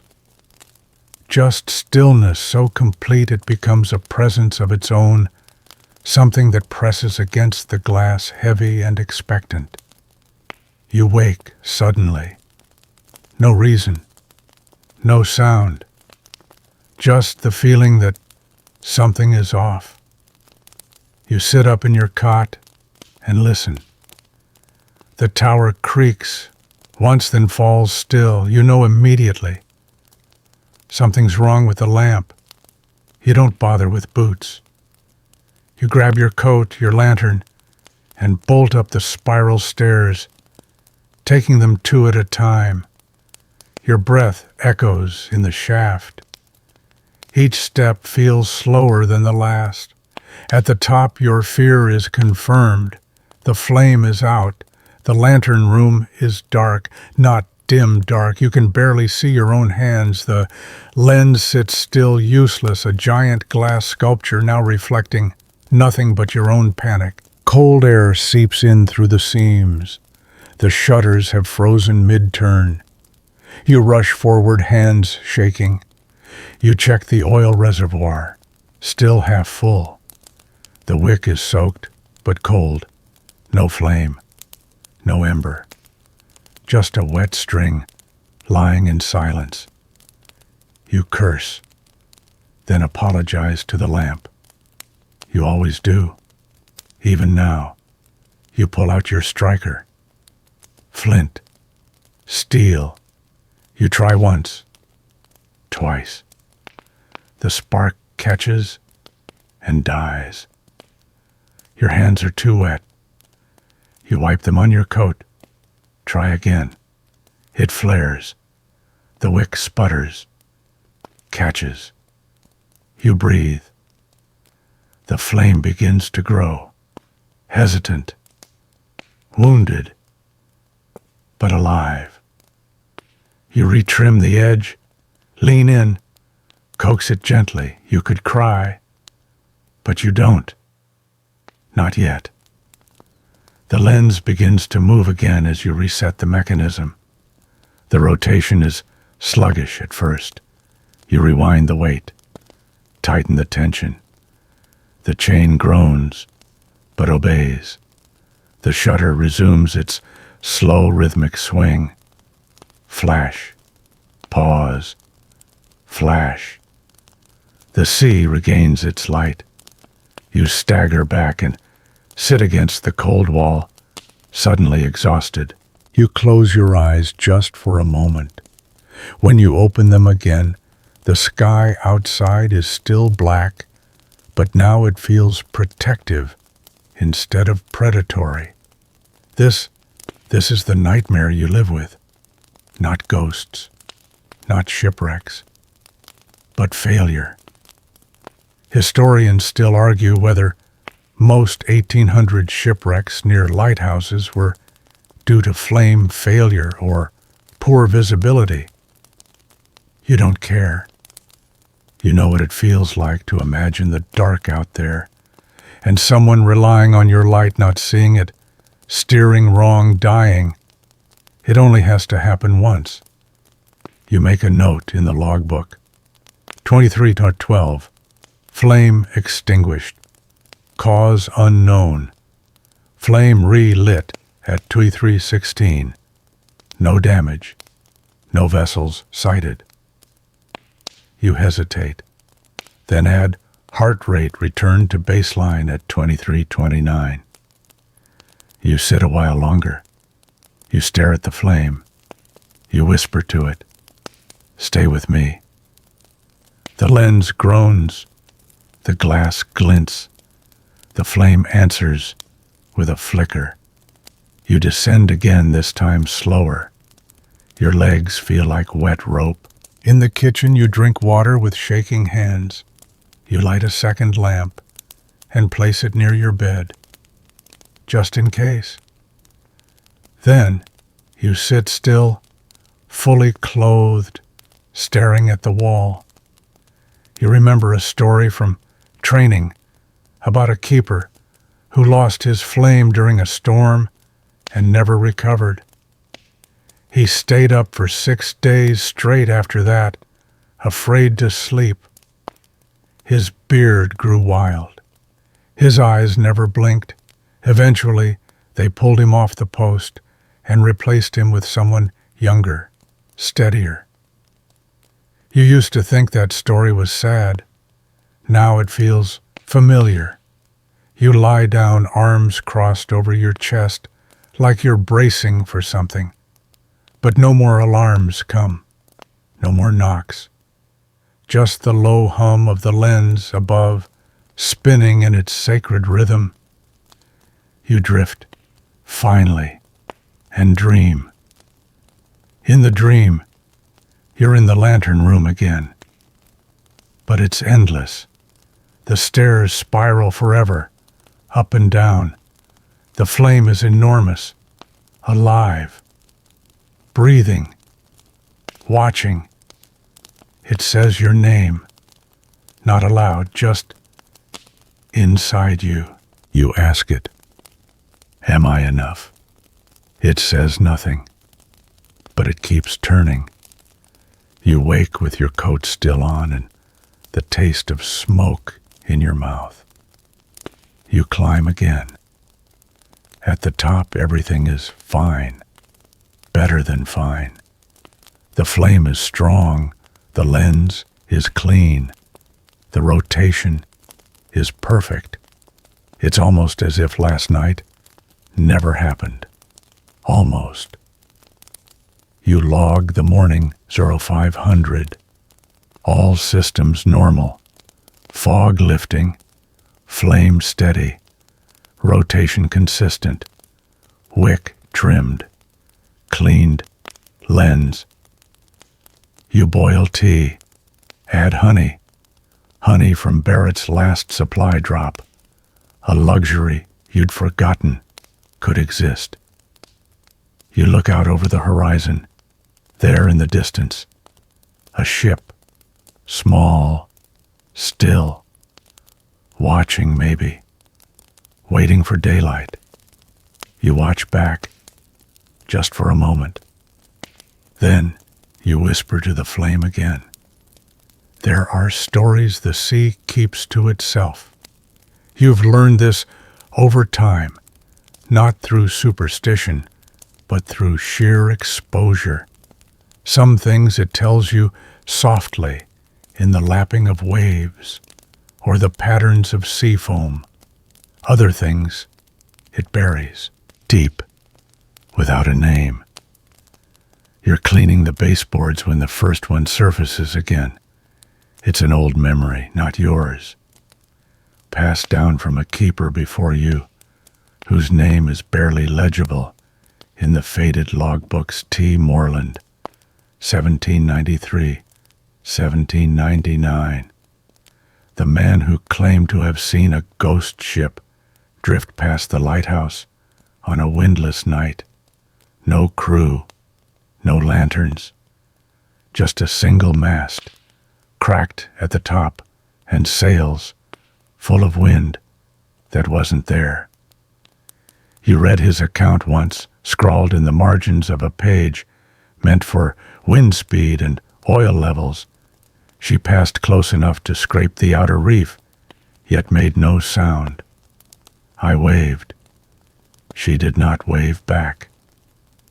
You remember laughing when you first found that entry. You don't laugh now. Not since last winter, when you saw something not unlike it. Fog too thick for light. A shadow too long for a gull. You watched it for an hour. It never blinked. You never logged it. Not because you didn't believe it, but because you did. There's a stack of tales like that passed between keepers. Not official, not inspected, just the oral gospel of the isolated. Shipwreck survivors, knocking at the door with no ship behind them. Lights dancing on the rocks where no lantern could sit. Voices on still nights whispering your name. Not shouting, whispering. You clean the baseboard more aggressively now, the rag dark with mildew and distraction. You need fresh air. You climb to the lantern room, not to work, just to look. It's clear today. The sea is glassy, laid flat by the rare mercy of windless weather. The flame turns, slowly a metronome, for no one but yourself. You lean against the cold glass. The heat from the lamp behind you balances the chill in the pain. It's the closest you've come to feeling held in a long time. Below, waves nudge the rocks like a dog nosing at a sleeping owner. You squint, a smear of color, not water, not foam, wreckage. You fetch the telescope, adjust again. Yes, wood, floating, pieces of a hull maybe, something pale caught in the debris. You descend quickly, boots thudding against stone, out the door, across the rock path. You follow the trail of drifted seaweed to the water's edge. There, it is a small chest busted open, spilling paper and damp cloth. You drag it up from the tide line, set it beside the path. Inside, soaked pages, too damaged to read. A torn sleeve, maybe once part of a uniform. A single leather shoe, child-sized. And a silver comb, tarnished but intact. You sit down beside it. Suddenly this isn't a story. It's a person, maybe a whole family, maybe a lost boat never listed, never mourned. The sea, in its eternal generosity, has decided to share only this fragment. You collect the pieces gently. You wrap them in dry cloth, store them in a crate, mark the log. Wreckage recovered, no ID. Sea conditions calm, will preserve items for inspection. Historians still debate how many unnamed shipwrecks occurred along these coasts. Some argue hundreds, others say thousands. You believe all of them. The sea is not sentimental, but it is thorough. Back inside the stove, waits. You place the chest near it. Let the dampness lift slowly. You stare at the silver comb. It gleams faintly, catching the firelight. Someone once used that to smooth their hair. Someone with a mirror, a home, a reason. You don't draw tonight. You just sit. The tower groans gently in the evening wind. The gulls circle once, then vanish. You write in your journal, recovered wreckage, child's shoe, silver comb, some pages, no names, no ghosts, just shadows. Sea still quiet, I am not. You place the comb beside your bed, not for display, not for evidence, just because it feels wrong to hide it. As night descends, you climb again. The lamp is steady, the lens smooth, the mechanism obedient. You light the flame. It catches easily, willingly. You whisper to it for them, too. The light spins. You watch the sea, and you keep the stories now. Because someone has to. The wrench slips. Your knuckles slam into the metal casing with a dull thunk. You hiss a breath between your teeth and shake your hand out, blood already surfacing in a neat little split above your thumb. You sit back, resting against the cool inner wall of the lens pedestal, and sigh. This is your third attempt today to fix the crank housing on the shutter mechanism. It's not an emergency yet, but it's grinding more than it should, and the last thing you want is for the shutters to seize mid-rotation. Flashless light is just a glow, and glow doesn't warn anyone. You wipe your hand on your pants just enough to keep working and return to the bolts. You aren't a mechanic. You never trained in gears or tension locks or antique iron couplings. But in the lighthouse, you become everything. If the shutter creaks, you fix it.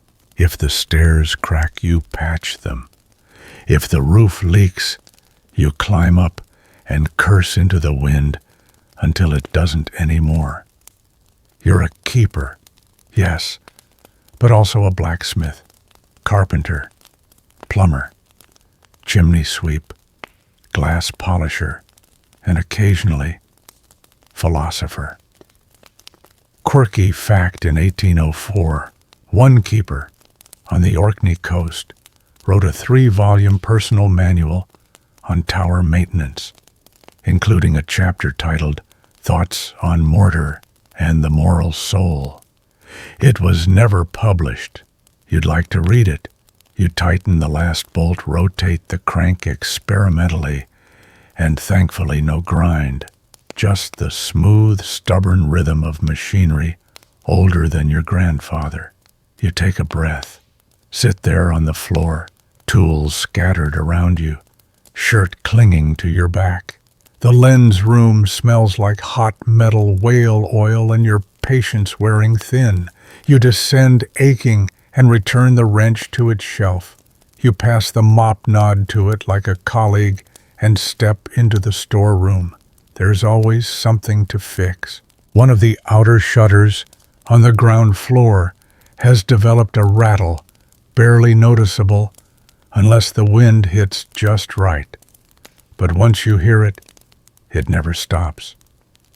You grab nails, a hammer, and a strip of leather to cushion the impact.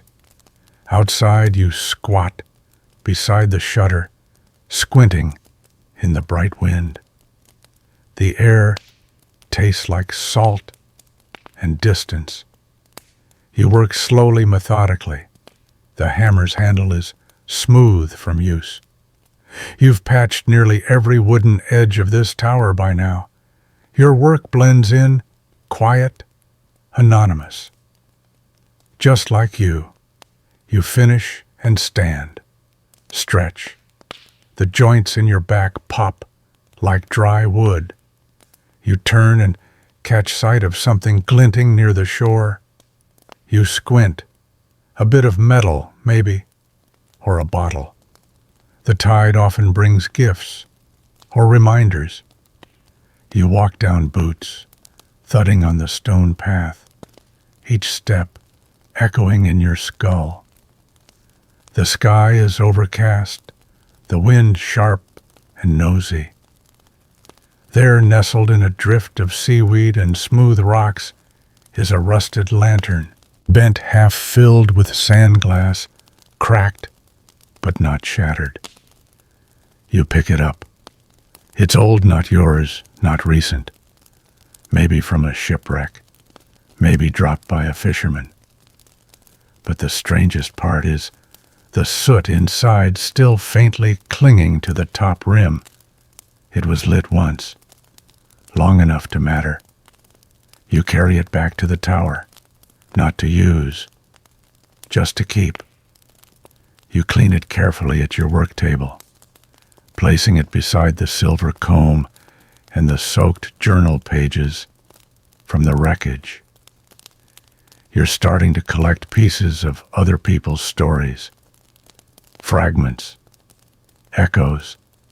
Sometimes it feels like you're less a keeper of light and more a keeper of what's left behind.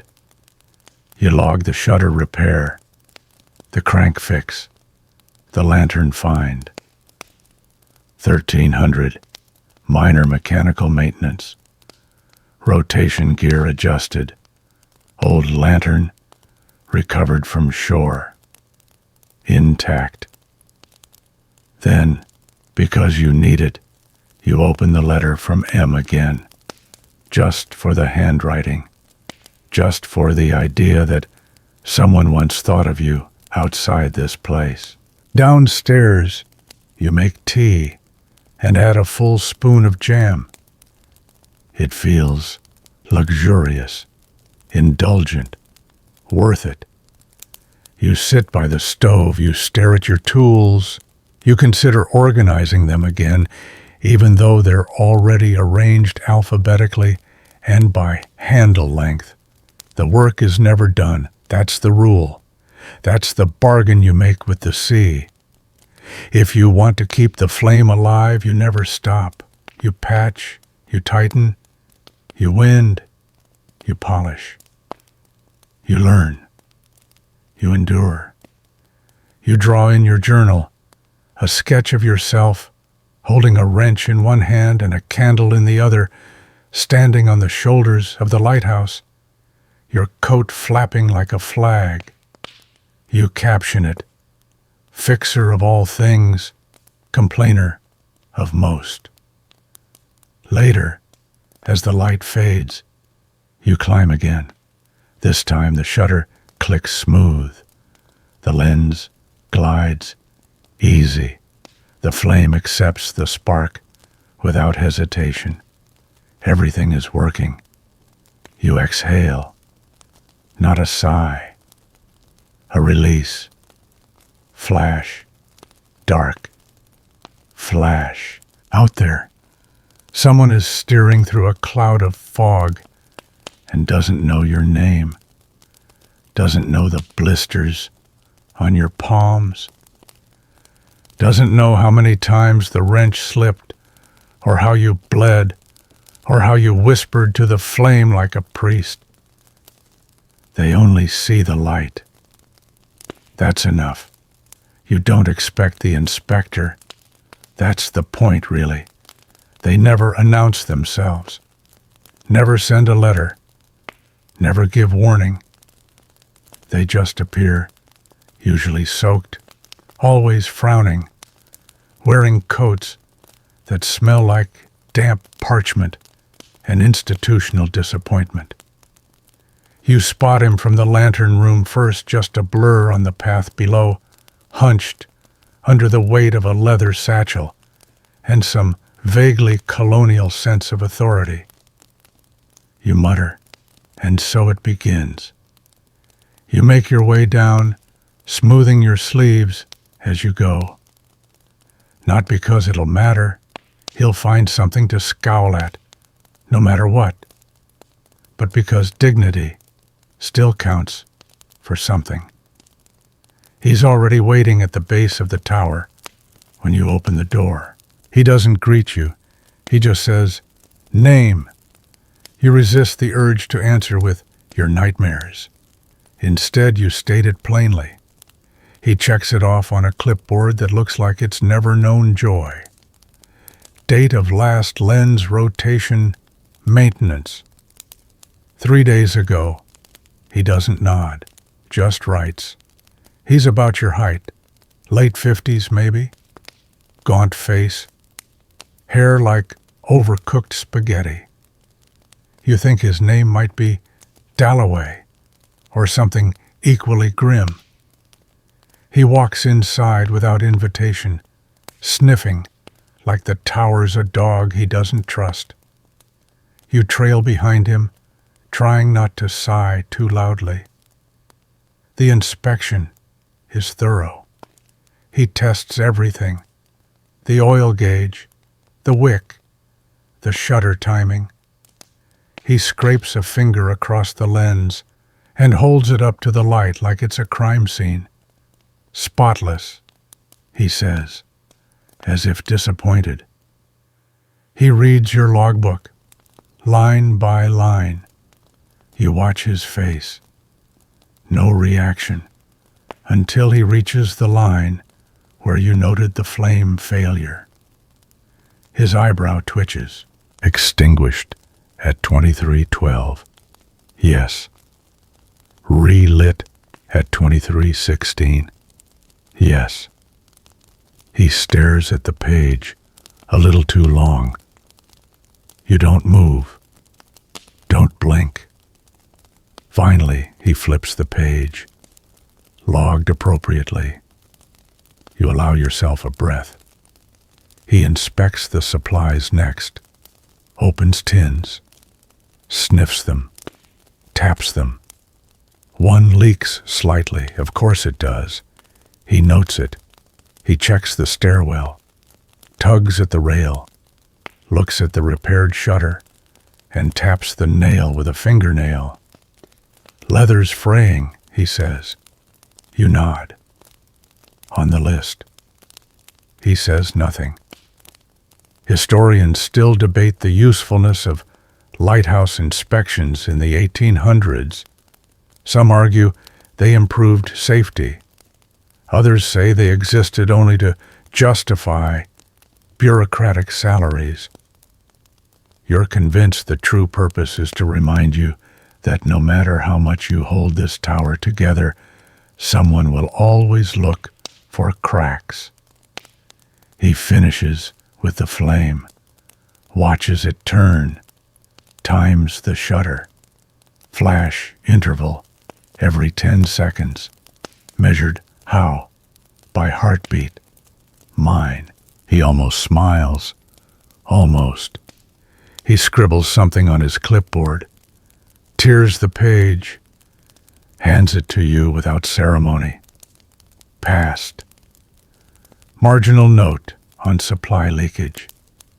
Recommend wick replacement within a fortnight. No disciplinary action. You nod. He closes his satchel with a snap, loud enough to make Lieutenant Screech flap indignantly from the windowsill. Then finally he speaks plainly. You're alone up here. You nod. Always you nod again. He watches you for a moment like he's measuring something he can't write down. Then he says softly, almost offhand, You're doing well, and walks out the door. You stand there in the threshold for a moment, holding the paper like it's a relic. Then you step out after him. He's already halfway down the path. You shout, Any news from the mainland? He turns, shakes his head. Just fog and taxes, then disappears into the gray. You go back inside, sit at the table, stare at the paper. Then, with deliberate slowness, you open your journal and write.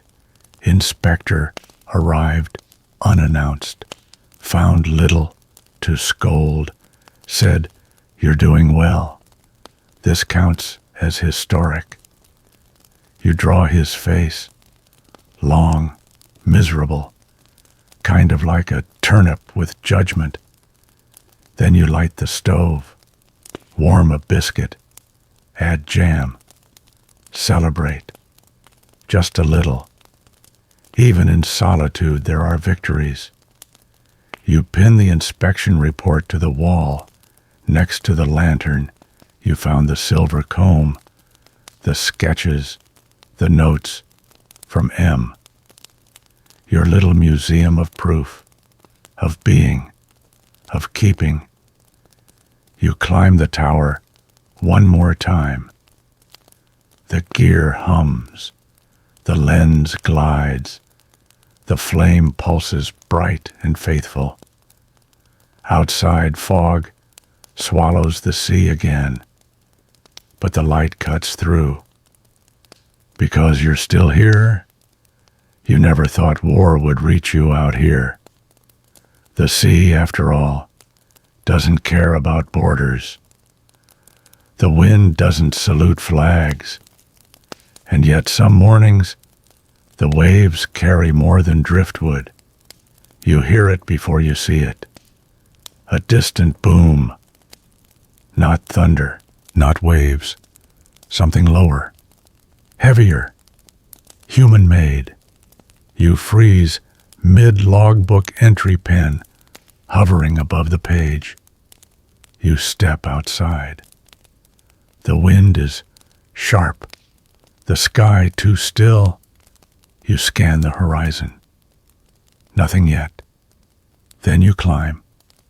You always climb when something feels wrong. At the top in the lantern room, you raise the spyglass. Sweep slowly. And there, far to the northeast, a thin column of smoke curling upward like a question mark. It's not a shipwreck. The smoke is too clean, controlled, engine-driven. You lower the glass and check the logbook from 3 years ago. You find the note, "Signal fires visible during fleet maneuvers," likely military exercises. But this doesn't feel like exercise. You descend, open the trunk where you keep the emergency signal flags. Red, yellow, black, worn musty, but still usable. You never thought you'd need them. Back on the gallery deck, you rig the red and black ones to the pole. A message: unidentified ship activity. Possible danger. You haven't used that combination since training. The wind takes the flags like it's eager to tell the world. You light the flame early tonight. Not by much, just 15 minutes, but it feels ceremonial, necessary. War has a way of turning everything sacred into strategy. Historians still argue how many lighthouses were used for military purposes during wartime in the 1800s. Some became lookouts. Others were darkened to confuse enemy ships. You've heard stories of lantern rooms painted black, their beacons smothered in the name of secrecy. You pray yours never will be, because without the light, you are just a stone in the dark.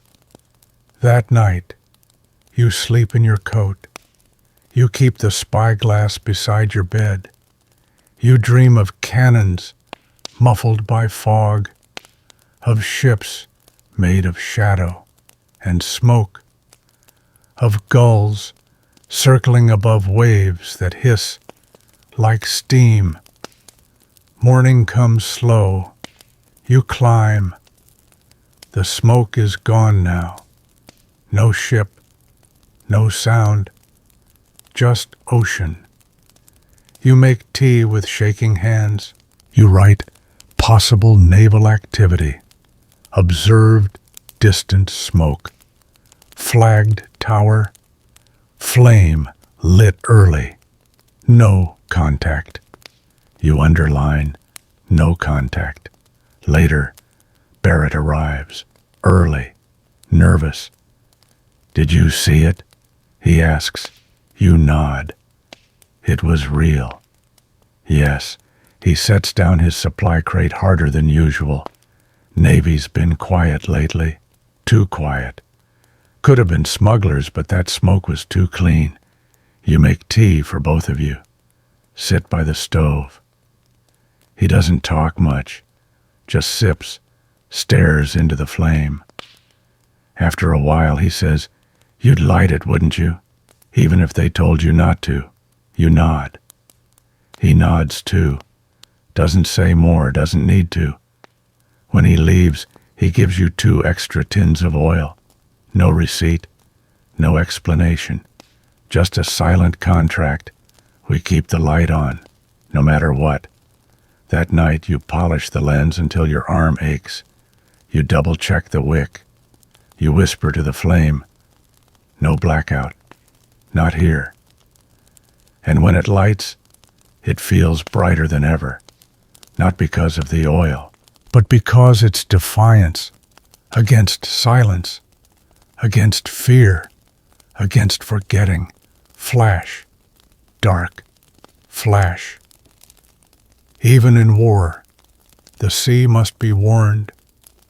Even in war, someone must keep the light. Storm season always arrives like it's angry at you, personally. You feel it before the first cloud rolls in your joints, in the air, in the sudden silence of the gulls. Even Lieutenant Screech vanishes without so much as a sarcastic squawk. That's how you know it's real. The barometer drops like a bad omen. The wind stops teasing and starts pushing. The sea grows louder, not crashing, not yet, but rising like it's inhaling one long, terrible breath.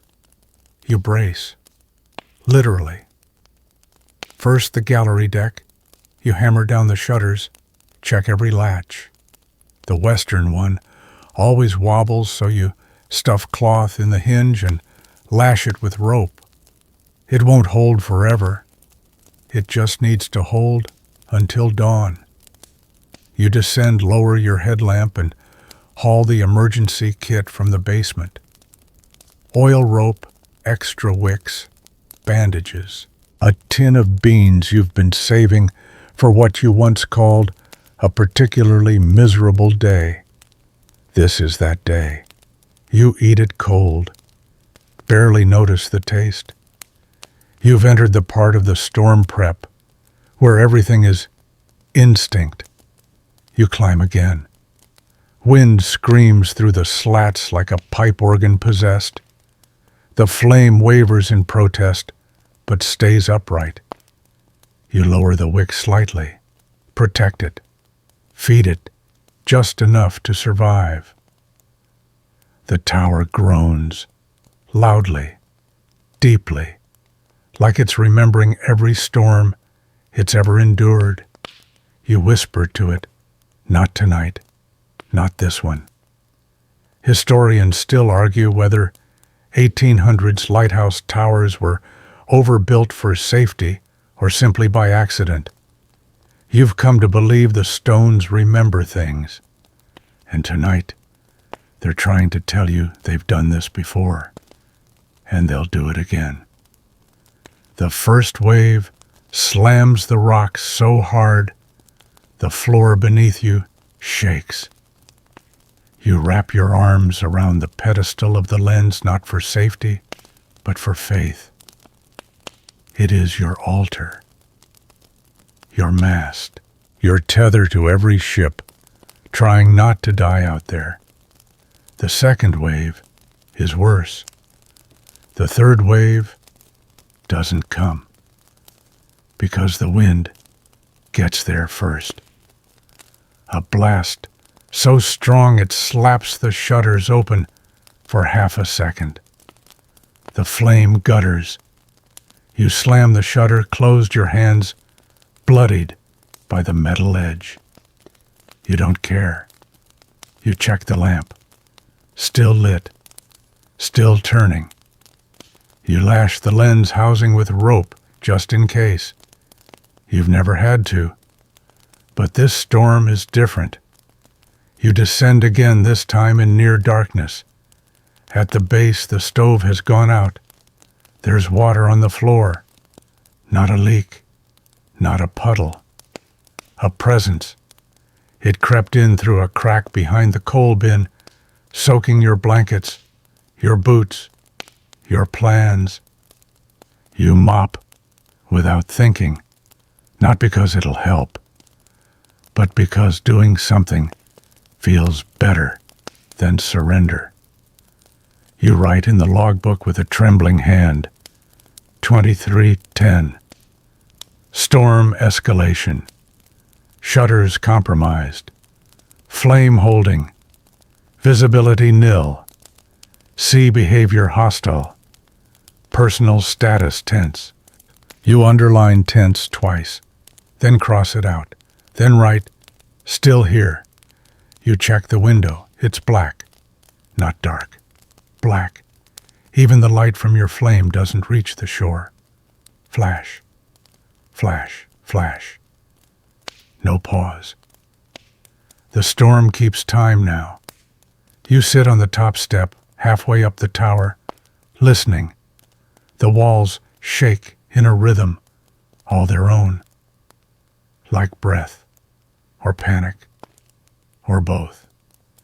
You light a second lantern. Not because you need it, but because one light never feels like enough during these nights. Quirky fact, 1800s. Keeper in Maine reportedly tied himself to the staircase with a horse bridle during storms just to stay upright. You once thought that was excessive. You no longer do. You climb again. The shutters rattle. The flame hisses. The lens turns like it's trying to decide if it still believes in ships. You believe for it. You write on the lantern room wall in chalk, "If this falls, I was here, I kept it lit." You check the rope lashing again. You run your hand over the glass, whispering to it like a nervous parent checking on a sleeping child. The worst of the wind comes just after midnight. A sound like the sky tearing open, followed by a low groan from the tower's spine. You brace the flame with your body, shielding it with your coat. Your ears ring. Your vision tunnels, but you don't move. You stay. Because that's the job. You keep the light, even when the world tries to take it, even when no one sees it, even when you're not sure it matters. You stay. Flash, dark. Flash, dawn doesn't break. It leaks in slowly as the wind dies like an old man coughing his last into the sea. The tower is still standing. You are still standing. You exhale. You collapse against the wall and weep quietly, not because you were afraid, but because the flame never went out. You go down. Make tea. Hot this time. You add jam. You survive storm season again. You log 0500. Flame continuous. Tower intact. Keeper intact. Awaiting calm seas. Then you draw the tower surrounded by waves. On the roof, a small gull with a pirate hat. Lieutenant Screech, watching from above, still judging, still with you. Your name is known now, not your first name. No one ever remembers that, not even most sailors. But your station is whispered up and down the coast. That's the one that stayed lit during the September storm, they say.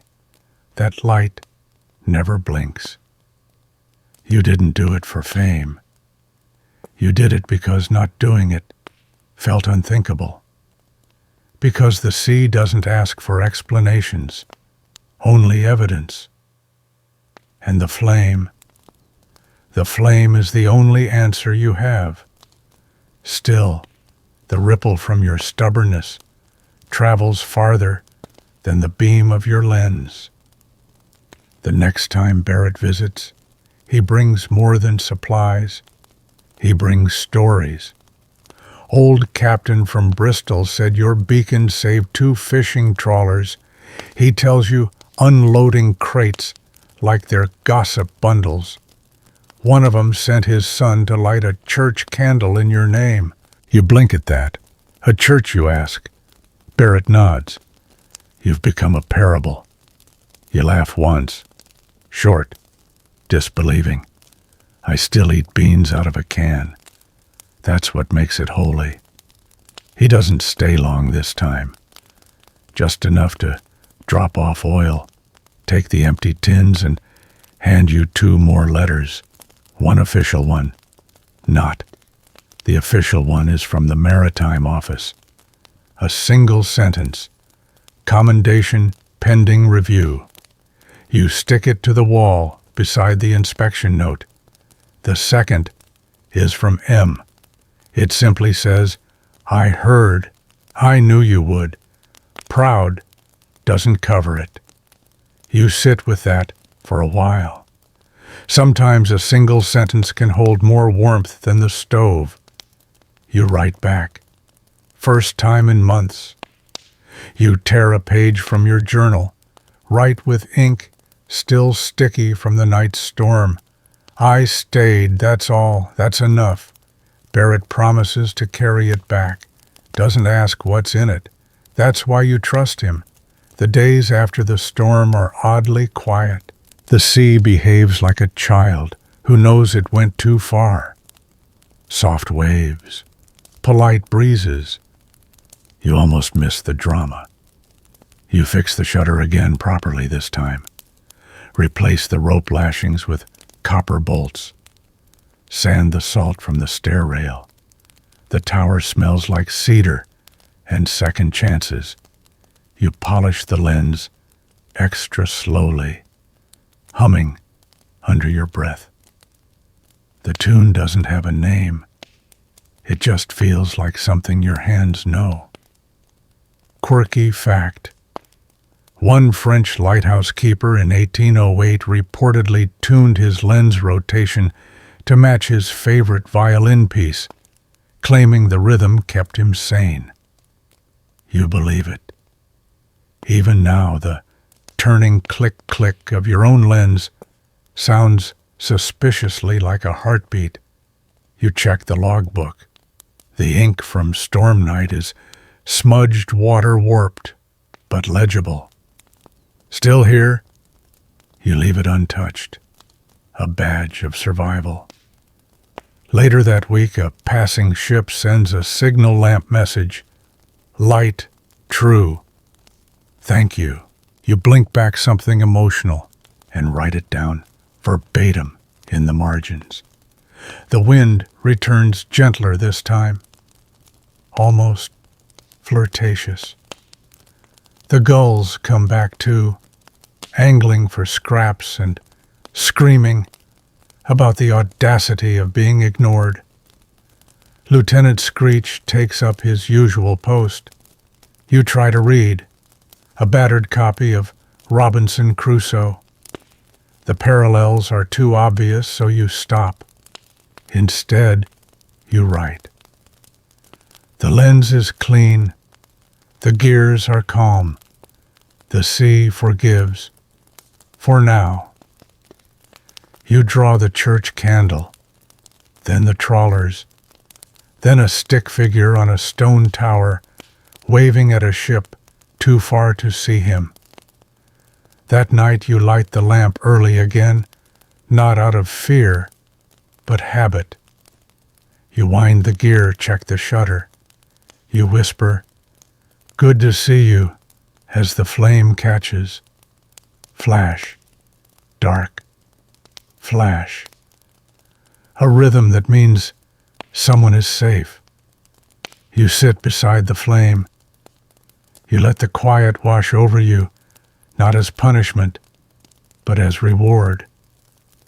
Historians may never know your name, but the sailors will, the captains, the ones who watched the sea try to take everything and saw a light anyway.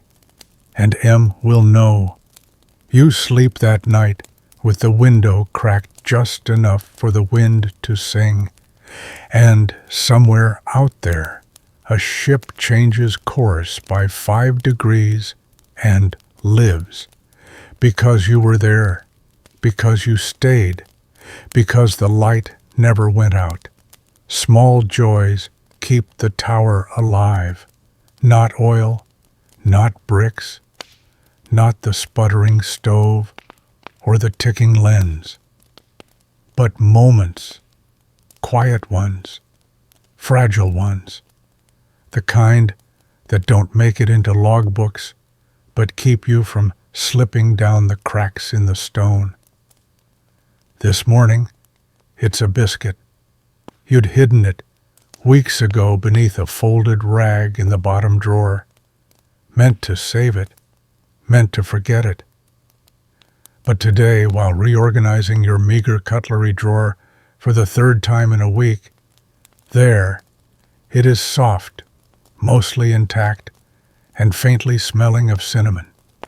You eat it slowly, One bite every few minutes, as if chewing too fast might startle it away. You drink tea with it, real tea, thanks to Barrett. And for 10 full minutes, you could almost be anywhere. You write in the journal 8:15 a.m., found the sacred biscuit, a holy morning. Below it, you draw a smiling lighthouse with biscuit rays radiating from the lens. Later that day, you clean the eastern windows just because the sun finally showed up. It's a strange color, warm, almost cheerful. The kind of sunlight you can feel in your bones. The kind you haven't seen since the storm. You drag a stool into the shaft of light and sit with your boots off bare feet on cold stone. The contrast reminds you you're alive. You hear the sea today, but not in anger. It sloshes gently, like someone rinsing their hands in a giant basin. The wind swirls a bit of sand onto the path. You leave it. Let it decorate the base of the tower like confetti. You don't have much, but you do have everything. Barrett's left behind a surprise, another letter from M, tucked into a tea tin. It's longer than usual. You read it slowly, the words curling into you like warmth. I imagine the light you tend, and I hope it gives you even a fraction of what it gives those who see it. You've become a story in my village, the man who lights storms, the keeper who doesn't leave. I hope someday that story finds you too. You hold the letter to your chest for a minute, then fold it, then unfold it again. You copy the words into your journal, just in case the original fades. Then you write, I'll stay. That's the job. That's the joy. You take the silver comb from the shelf and polish it. You clean the old lantern you found last month. Refill its oil. Set it on the windowsill. It may never burn again, but it could. That's enough. You find yourself humming again. Something tuneless, something borrowed from the wind. The day unfolds like a cat stretching in the sun. You oil the hinges on the southern shutter. You check the rope seams on the gallery deck. You mend a frayed bit of your coat sewing by lantern light with thread that's nearly gone. You speak aloud to the room. Good work, team. Lieutenant Screech flaps once in agreement from his perch. That night you light the flame early, not because it's needed, but because it deserves to burn. Flash. Dark. Flash. You brew a new pot of tea. You tuck M's letter into the seam of your mattress just above your pillow. You write, no ships today, but still a good day. Light lit. Tea warm. Sky soft. I smiled. Twice. You sketch yourself as a small figure beside a tall flame with a speech bubble that says, still here. The flame doesn't need to know why. It just needs to know you are. And you are. Still here. Still turning. Still keeping. Some nights the light doesn't feel like enough. Not because it's dim. It burns perfectly. You've trimmed the wick, polished the lens, adjusted the shutter. Technically, it's flawless. But still you stand in the lantern room watching the beam spin out across a sea that's too wide, too empty, too indifferent. You're shining a promise into the void, and the void isn't answering back. You tighten your coat and rest your forehead against the glass. You don't feel lonely, exactly. just a little transparent, like the sea might forget you're here if you stop moving. Below the stove pops softly. The journal lies open. You've written the date and nothing else. You climb back down to it, pen in hand. You hesitate. Then you write, "The light shines. I don't. Today." You stare at the sentence, then underline it twice, then leave it. Some days are like this, gray not just in the sky, but inside you. Like you're trapped in the pause between flashes, not darkness but the anticipation of it. You pour tea, cold. You don't reheat it. You sit on the stairwell, halfway up the tower, letting your fingers trace the grooves worn into the railing. How many hands passed here before yours? How many felt the same hesitation? Historians rarely write about the internal lives of lighthouse keepers. The official records are dry, flame-lit, shutter-timed, mechanism sound. But between the lines, you know the real story. They doubted. They ached. They wondered if the sea would even notice if they stopped turning the lens. You walk outside into the night air. Just for a minute. The stars are out. Finally. The clouds have parted reluctantly, like someone opening a door just wide enough to say, "Fine." You can look. You sit on the stone ledge and stare upward. Orion blinks at you. Cassiopeia stretches across the dark like a smug question mark. You breathe. Then you see it. A ship. Small, far off, barely a light, bobbing in the ink of the horizon. But there. Real. And it's blinking. Not a flame. Not steady. A signal lamp. You rush up the tower, 3 steps at a time. Back in the lantern room, you grab the old signal book, flip pages, until your eyes find it, blinking twice. Pause once. Acknowledgement. We see you. You grab your mirror, angle it just right, and catch the moonlight. You send it back. 1 flash. Pause. 2 flashes. Their answer comes quickly. Twice. Pause.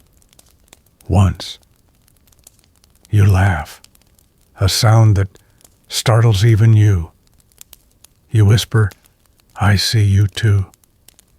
You stand there for a long while, just watching the light dip and dance until it disappears behind the curve of the earth. You descend again, lighter, somehow. Back at the journal, you cross out what you wrote earlier. Then write, "The light shines." And so do I sometimes. You brew new tea. This time you drink it hot. You draw a lighthouse with a face yours, but smiling, a little goofy, a little weathered. Lieutenant Screech lands beside the windowsill just then and pecks twice at the glass. Your version of applause. You climb one last time before sleeping. Check the gear. Smooth. The flame. Strong. The night. Calmer than it has any right to be. You whisper, "Good job, old friend," to the lens. And it blinks in reply. Flash. Dark. Flash. There are no ships now. Just the sea. And you, and that's enough. The wind tonight is soft like silk, pulled gently across skin. You open the gallery door without resistance. For once, the hinges don't scream. Even the gulls are quiet. The sea below sways, not crashes. It hums instead of roars. You stand on the outer ledge with your hands on the rail. No lantern, no tools, just your breath and the sound of waves rubbing against rock. You've kept this light for years, maybe decades. Time's become more suggestion than certainty. You measure it in storms, in ships, in letters from M, in how many times you've whispered, "Still here." Tonight the light turns without you. The flame is steady, the gears purring. You've done your job so well that, for a moment, it no longer needs you. And yet, you stay. You press a hand to the stone wall of the tower. It's warm from sun, held in all day. You feel it exhale beneath your fingers. The lighthouse is alive. Not in myth, not in metaphor, but in purpose. It wakes when you do. It creaks when you doubt. It breathes when you breathe. You descend the stairs one last time tonight, slowly, carefully, savoring each worn groove. You reach the base and light your smaller lamp. No chores left, no tasks pending. Just a final entry. 2100 hours. Sea calm. Wind gentle. Flame turning. No vessels visible. Nothing broken. Nothing bleeding. Nothing urgent. Then you add, the light doesn't ask for thanks, but it gives anyway. Every 10 seconds without fail. I hope I do the same. You place your pen down. Fold your hands. Listen. The tower creaks once, then settles. You check your keepsakes, everything in its place. The old lantern polished. The silver comb wrapped in cloth.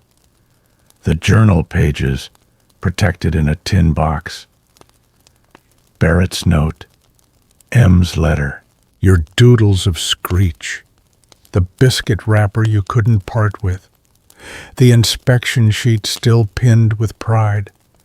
This is your cathedral, your legacy, and your witness to it all, a light in the fog. You climb once more, for no reason, just to look. The flame is bright, the sea is dark, the balance holds. Flash, dark, flash, and now the rhythm begins to slow. You feel it first in your shoulders, softening, then in your jaw, unclenching. Even your thoughts seem to stretch out longer, slower, softer, like waves lapping gently at the edge of a sleepy shore. The lighthouse breathes with you. You imagine the lens still turning above your head, smooth, untroubled. The flame flickering quietly inside its glass shell, steady and strong. It casts its light far across the dark past waves and rocks and ships unseen. But here, in this moment, everything is still. The wind presses gently against the window panes more like a lullaby than a warning. The floor beneath you no longer groans, it sighs. And in the hush that follows, you hear only the beat of the flame. Every 10 seconds, a slow glowing heartbeat. Out there in the world, someone sleeps easier because of it. A sailor, a widow, a child dreaming of the sea.